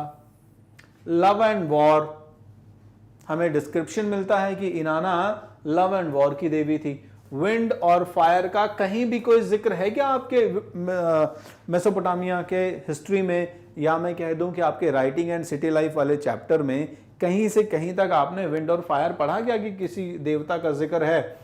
भले रहा हो बट हमारी किताब में तो नहीं है ना, जो हमारी बुक में नहीं है, तो हमें फिर क्यों अननेसेसरी ऑप्शन ढूंढना। So right option will be love and war. तो जो चीज आपकी किताब में लिखी है वही आपके लिए काम की है, जो नहीं लिखी है वो आपके काम की नहीं है, भले वो हो या ना हो। Next question, the earliest temples in southern Mesopotamia were built in, Mesopotamia जो में जो कुछ पुराने मंदिर बने थे वो क्यों, कब बने थे? अब देखो डेट निकालना भी कैसे आपको आसानी से लिंक करना है, ठीक है। देखो ये दोनों ऑप्शन एक साथ एलिमिनेट कर सकते हो। कैसे एलिमिनेट कर सकते हो? क्योंकि 7000 to 6000 आपको मैंने पढ़ाया था कि this was the time when agriculture began. ये तो वो टाइम था जब खेती शुरू हुई थी ना भाई। 8000 7000 के आसपास तो क्या हुआ था, एग्रीकल्चर शुरू हुआ था, वहां पे शहर बसने शुरू हुए थे, धीरे धीरे मेसोपोटामिया का एग्जिस्टेंस शुरू हो रहा है ना। तो जब एग्जिस्टेंस अभी शुरू हो रहा है तो शुरुआती टेंपल्स कैसे बन सकते हैं? क्योंकि टेंपल तो शहरों की निशानी थी, रूरल लेवल पे टेंपल का उतना जिक्र नहीं है, और टेंपल आएगा भी रूरल लेवल पर तो बहुत बाद में आने वाला है ना। तो पुराने से पुराने टेंपल का जो जिक्र आएगा आपको, ये दो ऑप्शन आपके पास से सीधे सीधे निकल गए। अब 4000 पे जाओगे तो ये बहुत थोड़ा सा लेट हो जाएगा, तो ऑप्शन बचता है 5000 बिफोर कॉमन एरा, ठीक है। 1000 साल जो है वो आप पीछे मतलब चले जाओगे, 1000 साल और आगे चले जाओगे 4000 में कहोगे तो पीछे आते हैं। 5000 before common era was the exact time period when we can expect, जब हम ये अच्छे से एक्सपेक्ट कर सकते हैं कि हाँ इस टाइम पर टेंपल्स जो है सदर्न मेसोपोटामिया में बिल्ट हुए होंगे, बने होंगे। तो ये आप अंदाजा लगाइए, मैंने एक लास्ट में वीडियो टाइमलाइन का भी बनाया हुआ है, तो उस टाइमलाइन के वीडियो में आप जाकर इस चीज को देख सकते हो कि कौन सा इवेंट किस पर्टिकुलर ईयर के आसपास हो रहा है, तो वहां से भी बहुत हेल्प मिल जाएगी आपको इसको रिलेट करने में। नेक्स्ट क्वेश्चन पे आते हैं, the Mesopotamian city which was the systematically excavated in 1930s।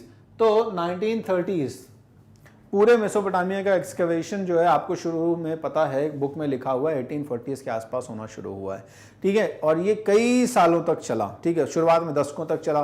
तो शुरुआत में उर्क शहर 1850। अब यहाँ पर हम बात करने वाले हैं मेसोपोटामिया के उस शहर का जिसका सिस्टमैटिक एक्सकवेशन 1930s के आसपास होगा, ठीक है। तो निनवे तो कोई एक शहर नहीं है, ठीक है, ये एक कैपिटल थी गिलगमेश की, है ना। मारी शहर भी इसमें ऑप्शन नहीं आएगा। उर्क पुराने शहरों में से एक है, तो इसका राइट ऑप्शन क्या होगा? उर शहर है जिसका एक्सकवेशन शुरू होगा 1930s के आसपास, क्योंकि उरुक शहर का एक्सकवेशन तो उसके पहले ही शुरू हो चुका है। तो उर्क और मारी हुए नहीं, निनवे कोई एक अलग से शहर है नहीं, वो एक कैपिटल है, ठीक है ना, असीरियन राजाओं की। तो यहां पर राइट ऑप्शन क्या होता है आपका? बी, उर। इस तरह से इजी है, अगर आप रिलेट करना चाहेंगे तो इजी है। The Achaemenids of Iran conquered Babylon. अब क्या होगा, ईरान का जो राजा है जिसका नाम है एकेमेंडिस, ठीक है। सो ये एकेमेनिड्स जो है, एकेमेंडिस कुछ भी दोनों कह सकते हैं, दोनों प्रोनाउंसिएशन इसके सही हैं। तो ये जो है ये रूल करेगा। अब यहां पर आपको एग्जैक्ट लगाना होगा। एग्जैक्ट इसलिए लगाना होगा क्योंकि देखो क्या है, 639 before common era, 639 before common era काफी पहले हो गया, ठीक है। 339 बिफोर कॉमन एरा, अब तक तो अलेक्जेंडर आ चुका था, तो सिकंदर आ जाएगा तो कोई बात ही नहीं है, ठीक है, सिकंदर के टाइम तो वो होगा नहीं। 439 के आसपास भी जो है वो कहीं ना कहीं आपको हेलेनिस्टिक किंगडम तो नहीं एग्जैक्टली बसेगा, लेकिन उसके पहले वाले चिन्ह मिलने शुरू हो जाते हैं। तो अब आपका सही ऑप्शन यहाँ पे क्लियर जो लग रहा है वो होना चाहिए 539 बिफोर कॉमन एरा।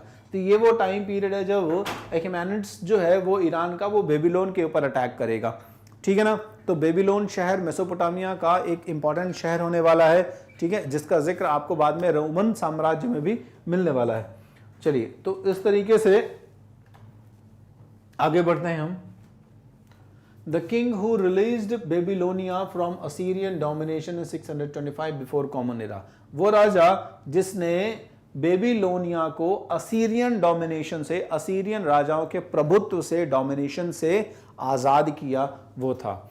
अब देखो भाई साहब, अलेक्जेंडर तो इम्पॉसिबल है कि अलेक्जेंडर होगा, ठीक है, क्योंकि जिस टाइम की बात की जा रही है 625 बिफोर कॉमन एरा, सिकंदर भाई साहब का जन्म ही नहीं हुआ है अभी, ठीक है।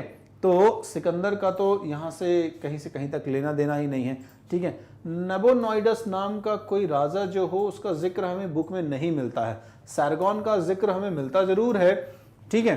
तो सैरगॉन का जिक्र मिलता है जब, तो वो उसके अटैक के फॉर्म में मिलता है, ठीक है, अकैडियन राजाओं के। अब बचता है यहाँ पे ऑप्शन कौन, नबोपोलसार। सो नबोपोलसर जो है ये राजा जो है ये रिलीज करेगा बेबीलोनिया को असीरियन डोमिनेशन से, ठीक है। So the right option will be here option C. Next आगे बढ़ते हैं हम। War captives and local people who were put to work for the temple और for the ruler were paid. अब युद्ध जब होता था तो जो चीफ होते थे वो बहुत सारे लोगों को बंदी बना लेते थे, ठीक है। तो लोकल पीपल्स के साथ साथ कई बार इन युद्ध बंदियों को, वॉर कैप्टिव्स को क्या होता था, काम पे रखते थे राजा लोग। अब काम पे तो रखते थे लेकिन इनको कभी ना कभी फीड भी किया जाता था, ठीक है। तो जिनको फीड किया जाता था वो किस फॉर्म में, राशन के फॉर्म में, ठीक है। ब्रॉन्ज टूल्स, भाई काम कराओगे और ब्रॉन्ज टूल्स दोगे तो अब बचा ही क्या, वो क्या करेगा बेचारा वो ब्रॉन्ज टूल्स लेके, ठीक है ना। ब्रॉन्ज टूल्स खाएगा थोड़ी और बेचने जाएगा तो फिर काम कब करेगा आके। कैटल, जानवर दे के क्या करोगे उसको आपने गाय भैंस दे भी दिए, गाय और बकरी, भैंस तो है नहीं, गाय बकरी आपने दे भी दिया तो उसके यूज का तो है नहीं ना कैटल। कॉइन्स, इसका जिक्र नहीं मिलता है हमें बुक में कहीं पे कि कॉइन्स दिए हो, नगद में पेमेंट हुआ हो, नगद जैसा कुछ सिस्टम नहीं था अभी, ठीक है। तो क्या है, साफ साफ कह दो कि क्ले टैबलेट जो मिले हैं उन क्ले टैबलेट्स में हमें ये जिक्र मिलता है बकायदा कि एक लिस्ट है, उस लिस्ट में जिन जिन लोगों को जो जो राशन दिया जा रहा है, ठीक है, कपड़े दिए जा रहे हैं, तेल दिया जा रहा है, वो चीज मेंशन है, पूरा डिस्क्रिप्शन मेंशन है उसका। तो इस तरीके से चीजें क्लियर होती हैं हमारे पास आंसर में डी में कि जो वॉर कैप्टिव्स थे, लोकल पीपल थे जिनसे काम करवाया जाता था, उनको राशन दिया जाता था। In dash part of southern Iran the first cities and writing emerged.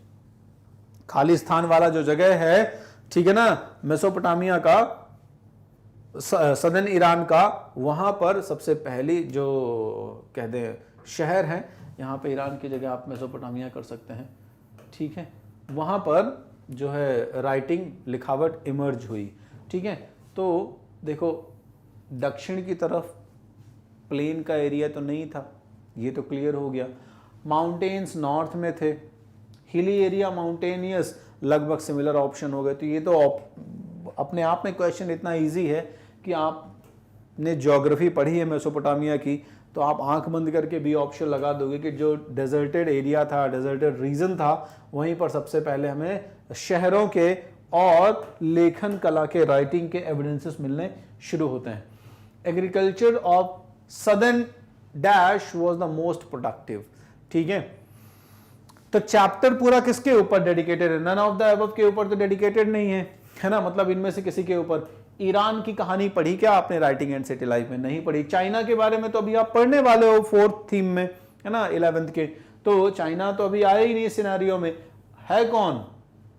हमने जितने भी अभी राइटिंग एंड सिटी लाइफ के वीडियो पढ़े हैं, इन वीडियो में जो हमने देखा है वो किसकी कहानी डिस्कस करी है, मेसोपोटामिया की। तो ऑप्शन होगा C, Mesopotamia. So agriculture of southern Mesopotamia was most productive. ठीक है। तो दक्षिणी मेसोपोटामिया की जो कृषि थी वो प्रोडक्टिव थी। क्यों प्रोडक्टिव थी? हालांकि ये रेगिस्तान वाला हिस्सा था, बट क्या था कि जो यूफ्रेट्स और टिग्रिस हैं वो अपना जो सिल्ट लेके आती थी वो भी डिपॉजिट करती थी। चैनल्स जो होते थे उनके, जब वो बहुत सारे चैनल्स में ब्रेक हो जाती थी तो वो इरिगेशन कैनल्स की तरह काम करते थे। यही रीजन था कि ये एरिया प्रोडक्टिव था।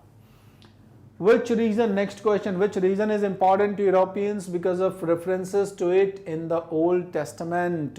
पूरी कहानी हो गई, कम से कम 2-3 वीडियोस में डिस्कस किया हमने वो नोआ की कहानी कि भगवान सबको मारना चाह रहे थे क्योंकि सब बदमाशियां कर रहे थे, सब करप्ट होते चले जा रहे थे। तो मतलब कहना चाह रहे, जो स्टोरी है वही कहना चाह रही है कि एक्चुअली डिस्ट्रक्शन होने वाला था फ्लड के थ्रू और नोआ ने फिर कुछ लोगों को बचाया। तो जो ओल्ड टेस्टामेंट की जो कहानी है उसका जिक्र कहां पर है? ईरान में तो है नहीं। ईरान में इसलिए नहीं है क्योंकि हमें बताया ही नहीं गया, हमारे बुक में तो कुछ और लिखा है, कहीं और पर है। टर्की में भी नहीं है, सीरिया में भी नहीं है। हमारे बुक में तो ये लिखा है कि वो कहानी जो है मेसोपोटामिया के एक टैबलेट पे है, और इस टैबलेट में ज़ैसद्र नाम का एक इंसान है जो वही काम करता है, सिमिलरली एकदम डिट्टो वही का वही काम करता है जो नोवा ने किया, ठीक है, बाइबल में। तो इस तरीके से जो बाइबल की कहानी है वो कहां पर कोरिलेट करती है? मेसोपोटामिया को कोरिलेट करती है। फिर आगे बढ़ोगे 14th number question, from which word cuneiform is derived from. तो क्यूनिफॉर्म जो शब्द है वो कहां से डिराइव होता है? ठीक है, कहां से डिराइव होता है? कौन सी लैंग्वेज से डिराइव होता है? लैटिन भाषा का जो जिक्र है वो रोमन एम्पायर में बहुत ज्यादा होने वाला है, ठीक है ना। लेकिन हमारी बुक में हमें बताया गया है कि लैटिन का कहीं से कहीं कोई लेना देना नहीं है आपके क्यूनिफॉर्म से, ठीक है। आपने पढ़ा है कि जो क्यूनिफॉर्म है ये 2 शब्दों से मिलकर बना है, ठीक है, क्यूनस एंड फॉर्म, यानी वेज शेप, ठीक है। तो ये जो वेज शेप है ये लैटिन से तो बिल्कुल नहीं आया। चाइनीज अभी डेवलप हो रहे हैं, मेसोपोटामिया के सिमिलर ही हैं, तो चाइनीज से कोई वर्ड मेसोपोटामियंस लेंगे ये थोड़ा सा अभी क्लियर नहीं है, ऐसा हिस्टोरियंस ने नहीं रिलेट किया, तो इसको भी हम हटा देते हैं। मायन सभ्यता तो अभी बहुत दूर है, अभी आने वाली है, ठीक है। अभी तो माया जो कल्चर है, सिविलाइजेशन है, इनके एग्जिस्टेंस ही नहीं हुए हैं। तो अब हमारे पास ग्रीक बचता है, क्योंकि हमारी बुक में साफ साफ लिखा है कि जो क्यूनिफॉर्म वर्ड लिया गया है ये कहाँ से लिया गया है? ये ग्रीक लैंग्वेज से लिया गया है। तो साफ साफ इस तरीके से आप ऑप्शंस को देखा करें, और देखो राइट ऑप्शन तुक्का मार दो तो सही हो जाए वो बात अलग है, बट आप इंटेलेक्चुअली एबल होना चाहिए कि अच्छा हाँ ये क्यों नहीं है, आपके पास ये भी आंसर होना चाहिए कि ये क्यों नहीं है सही आंसर, ठीक है ना। मान लीजिए कोई पूछ ही लेता है कि बताओ ये सही आंसर क्यों नहीं है ना, ये दूसरा वाला ही सही क्यों है, तो आप उसको रीजन दे सको कि अच्छा ये सही इसलिए नहीं है। 15th क्वेश्चन पे चलते हैं, which language replace the Sumerian language after 2400 before common era. तो मेसोपोटामिया में जो सबसे पहला शहर विकसित हुआ था, जो सबसे पहले शहर का जिक्र मिलता है हमें, वो है आपके बाइबल में भी इस शहर का जिक्र है, शिमर, ठीक है। और शिमर जो है वो इंडिकेट करता है सुमेर को, तो इवन बाइबल में इसका जिक्र है, ठीक है। अब इस शिमर शहर को रिलेट किया गया सुमेरियन लैंग्वेज से। तो क्वेश्चन आपका पूछा जा रहा है कि यहां पर जो सुमेरियन लैंग्वेज थी, जो लोग इस लैंग्वेज का प्रयोग करते थे, उसको बाद में 2400 के आसपास किसने रिप्लेस कर दिया। तो सुमेरियंस के बाद दूसरे लोग कौन आए? देखो मेसोपोटामियन लैंग्वेज तो सीधे सीधे इसको काट दो आप, इसलिए क्योंकि इस शब्द का कहीं से कहीं तक कोई तुक नहीं बनता, आपको कंफ्यूज करने के लिए इस तरह का ऑप्शन डाल दिया गया। भाई सुमेरियन भी तो एक मेसोपोटामियन लैंग्वेज है, अकाडियन भी एक मेसोपोटामियन लैंग्वेज है, मतलब Mesopotamian language is a common word, वो सुमेरियन के लिए भी है, अकाडियन के लिए भी है, उस क्षेत्र में मेसोपोटामिया के क्षेत्र में बोली जाने वाली भाषा, तो ये ऑटोमेटिकली ये हट गया। बचता है दूसरा अकाडियन, तो इसको रख देते हैं, चलो ठीक ठीक लग रहा है ये, है ना। तो बाकी ऑप्शन भी देख लें ताकि क्लियर हो जाए कि क्या बी सही है। चाइनीज लैंग्वेज, तो भाई साहब चाइनीज लोग जिस लैंग्वेज में बात करते थे, है ना, वो तो अपने समझ से बहुत परे है, और अगर सही में चाइनीज लैंग्वेज ही होती तो शायद आज के डेट में जो भी पता है मैथमेटिक्स, एस्ट्रोनॉमी, वो भी पता नहीं होती है ना। तो चाइनीज को तो हटा ही देते हैं।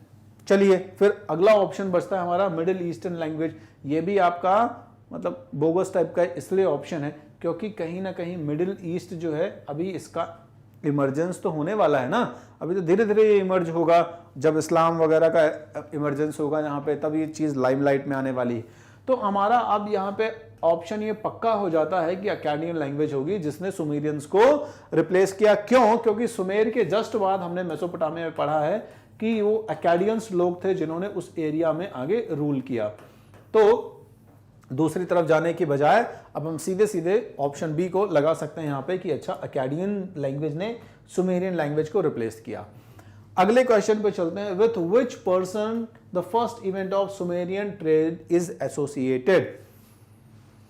मेसोपोटामिया के सुमेर शहर में कौन सा ऐसा राजा था, कौन सा ऐसा व्यक्ति था जिसके जमाने में हमारे पास पहली बार या कुछ शुरुआती व्यापार के एविडेंसेस मिलने शुरू हो जाते हैं, व्यापार की घटनाएं होनी शुरू हो जाती हैं। ठीक है, तो ancient ruler of Uruk city Enmerkar, लग रहा है हमें ये ठीक ठीक, तो इनको हम यहाँ पे रख लेते हैं थोड़ी देर के लिए। फिर ancient ruler of Lebanon city and marker, इसको भी हम यहाँ पे रख लेते हैं थोड़ी देर के लिए। Ancient ruler of Nile city and marker, इसको भी हम रख लेते हैं थोड़ी देर के लिए। Aral city of Enmerkar, इन सारे ऑप्शंस को रखने के बाद एक चीज कॉमन क्लियर होके आती है कि तीनों ऑप्शन तो नहीं होंगे। क्यों? क्योंकि एनमार्कर जो है वो उर्क सिटी का राजा था। बहुत क्लियर सा ऑप्शन है, बहुत एकदम क्लियर कट ऑप्शन है कि एनमार्कर जो है वो कहां का राजा था? उर्क शहर का राजा था। तो ऑप्शन में सब में एनमार्कर भाई साहब हैं, लेकिन उनको गलत जगहों का राजा बताया गया है। तो सीधा सा आपका लॉजिक लग जाएगा, the ancient ruler of Uruk city Enmerkar, the right option will be A. So इस तरीके से लॉजिकली हम सारे ऑप्शंस को लगाते जा सकते हैं। अगले क्वेश्चन पे चलते हैं। An library, a library was located in which of the following place. पुरानी एक जो पुस्तकालय की बात की थी आपके मेसोपोटामिया के लास्ट चैप्टर में, मतलब लास्ट टॉपिक में, एन अर्ली लाइब्रेरी, एक बॉक्स बनाया हुआ है, देखा है आपने। उस अर्ली लाइब्रेरी में बड़ी बढ़िया सी कहानी भी लिखी है। एक राजा भाई साहब हैं, गिलगमेश हैं, है ना, तो उन्होंने लाइब्रेरी बनाई हुई है। चलिए, तो वो किस शहर में है? मारी शहर में आपको क्या कहीं ऐसा जिक्र मिला? राजा तो है एक, उसने बड़ा लंबा चौड़ा घर भी बनाया हुआ है अपना, palace. The royal city of मारी में जिम्रिलॉन का एक 2.4 हेक्टेयर में 260 कमरों का पैलेस है जो दुनिया में फेमस है। लेकिन क्या वहां पर कोई लाइब्रेरी का जिक्र है? नहीं है भाई साहब।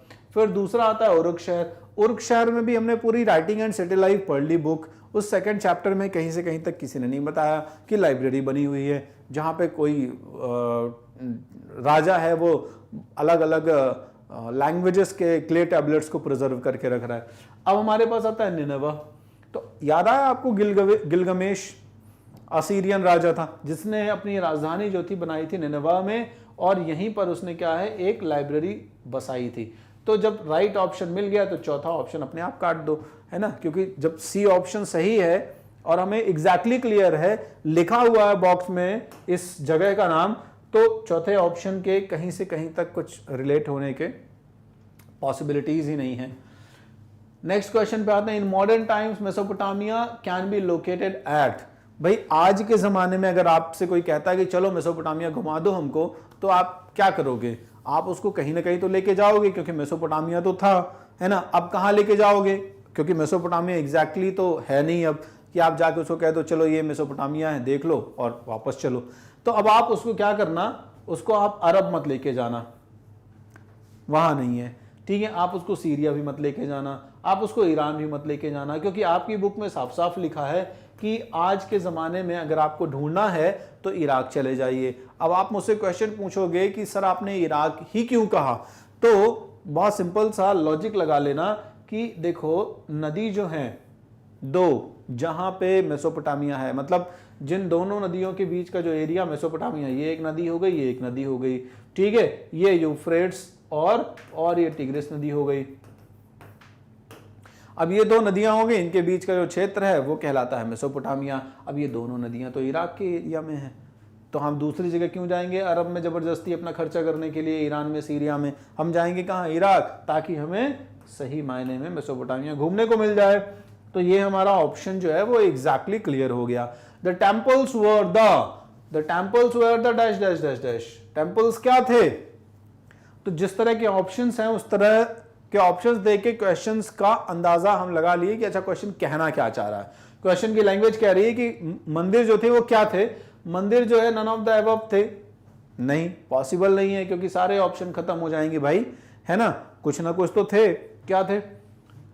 अर्बन सेंटर, क्या वो शहरीकरण के क्षेत्र थे? क्या पूरी अर्बनाइज जो इकोनॉमी थी, पॉलिटी थी, वो मंदिर के चारों तरफ घूमती थी? हाँ जी, बिल्कुल घूमती थी। इसलिए सही ऑप्शन तो ये होगा। रूरल सेंटर अपने आप खत्म हो गया, जब अर्बन सेंटर है तो रूरल होगा ही नहीं, मतलब रूरल लेवल पर टेम्पल्स हमें उतने एविडेंट हैं भी नहीं, उतने मिलते भी नहीं है कॉमन, और मिलते भी हैं तो भी बहुत शुरुआती लेवल पर है। लोग जिस तरह अपने नॉर्मल घर बनाते हैं वैसे ही टेम्पल भी बना रहे हैं, टेम्पल्स को बहुत मैग्निफिशेंट नहीं बनाया जा रहा है। तो देखने में आता है कि रूरल एरियाज में जो टेम्पल्स थे वो बहुत इतने लेवल पर नहीं थे, वो बहुत अभी अपने कन्फाइंड मीनिंग में है, ठीक है ना। इतना देवी देवताओं का सम्मान, इतनी इकोनॉमिक एक्टिविटी, पॉलिटिकल रेगुलेशन मंदिर से नहीं होता है। बोथ, तो ये तो भूल ही जाओ, और ये कहीं से कहीं तक नहीं। तो हमारा सीधा सीधा जो ऑप्शन लग रहा है वो लग रहा है A. With which person the ancient library of Nineveh is associated? इनमें से कौन सा इंसान है जिसके टाइम पर वो जो प्राचीन लाइब्रेरी है निनेवा की, अभी हमने डिस्कस किया था कि निनेवा आपका जो एक शहर है ना, असीरिया का, ठीक है, अशीरियन राजाओं का, उसकी कैपिटल थी निनेवा, अभी हमने डिस्कस किया थोड़ी देर पहले। तो एंशिएंट लाइब्रेरी, पुरानी लाइब्रेरी जो है वो कहाँ एसोसिएटेड थी? तो वो उरुक शहर में थी क्या? उरुक शहर में नहीं थी, ठीक है। एनमार्कर राजा था उरुक शहर का, वहां तो नहीं थी। तो अभी आपको ऑप्शन बताया कि हमने असीरिया के बारे में डिस्कस किया था, और असीरिया का राजा था उस जमाने में गिलगमेश, बहुत ही इंटेलेक्चुअली जो है एलिवेटेड पर्सन था, बौद्धिक रूप से बड़ा महान व्यक्ति था, इसको पढ़ने लिखने में बड़ा इंटरेस्ट था, है ना। और इसने क्या किया, स्क्राइब्स जो है वो भर्ती किए, जिनको सुमेरियन लैंग्वेज आती थी, अकैडियन लैंग्वेज आती थी, तमाम भाषाएं आती थी, उनको दूर देशों में भेजा, आसपास मेसोपोटामिया के पूरे क्षेत्र में, कि जाओ ढूंढो और पुराने क्ले टैबलेट्स मिले उनको लेके आओ, पुराना कुछ भी रिकॉर्ड मिले उसको लेके आओ। और फिर वो सब गए, घूमे फिरे, यहाँ वहाँ से चीज़ें इकट्ठी की, और उसके बाद फिर उसने हज़ारों क्ले टैबलेट्स के फॉर्म में एक लाइब्रेरी बनाई। उस लाइब्रेरी में क्या है, किताबें नहीं, क्ले टैबलेट्स हैं, मिट्टी के टैबलेट्स हैं, ठीक है। उन टैबलेट्स में क्या है, सब कुछ लिखा हुआ है जो पुराने ज़माने में हुआ होगा। फिर ancient ruler of Nile city Zimrilim, भाई साहब तो सिर्फ एंजॉय किए हैं, ये जो सिटी, रॉयल सिटी ऑफ मारी के राजा है जिम्रिलॉन, इन्होंने पढ़ाई लिखाई कुछ नहीं की, तो ये लाइब्रेरी बनवा दें तो पॉसिबल नहीं है। फिर अराल सिटी ऑफ एनमार्कर, गलत है, क्योंकि एनमार्कर अराल सिटी का राजा था ही नहीं। तो वैसे भी हमें पहले ही ऑप्शन पता चल गया कि बी जो होगा वो हमारा राइट ऑप्शन होगा। तो इस तरीके से आपका ये जो क्वेश्चन है 20वां, ये सॉल्व होता है। और हमने जो MCQs किए, होपफुली आपने एंजॉय किया होगा MCQs को, क्योंकि सारे ऑप्शंस जो है मैंने आपसे डिस्कस किए कि क्यों हैं क्यों नहीं है, है ना। तो आप और भी इस तरीके के MCQ सॉल्व करें, आपको लगता है कि और रिक्वायरमेंट है तो बताएं, हम आपके लिए और इस तरीके के प्रैक्टिस क्वेश्चंस लेके आएंगे। बने रहिए मैग्नेट ब्रेन्स के साथ में। Thank you.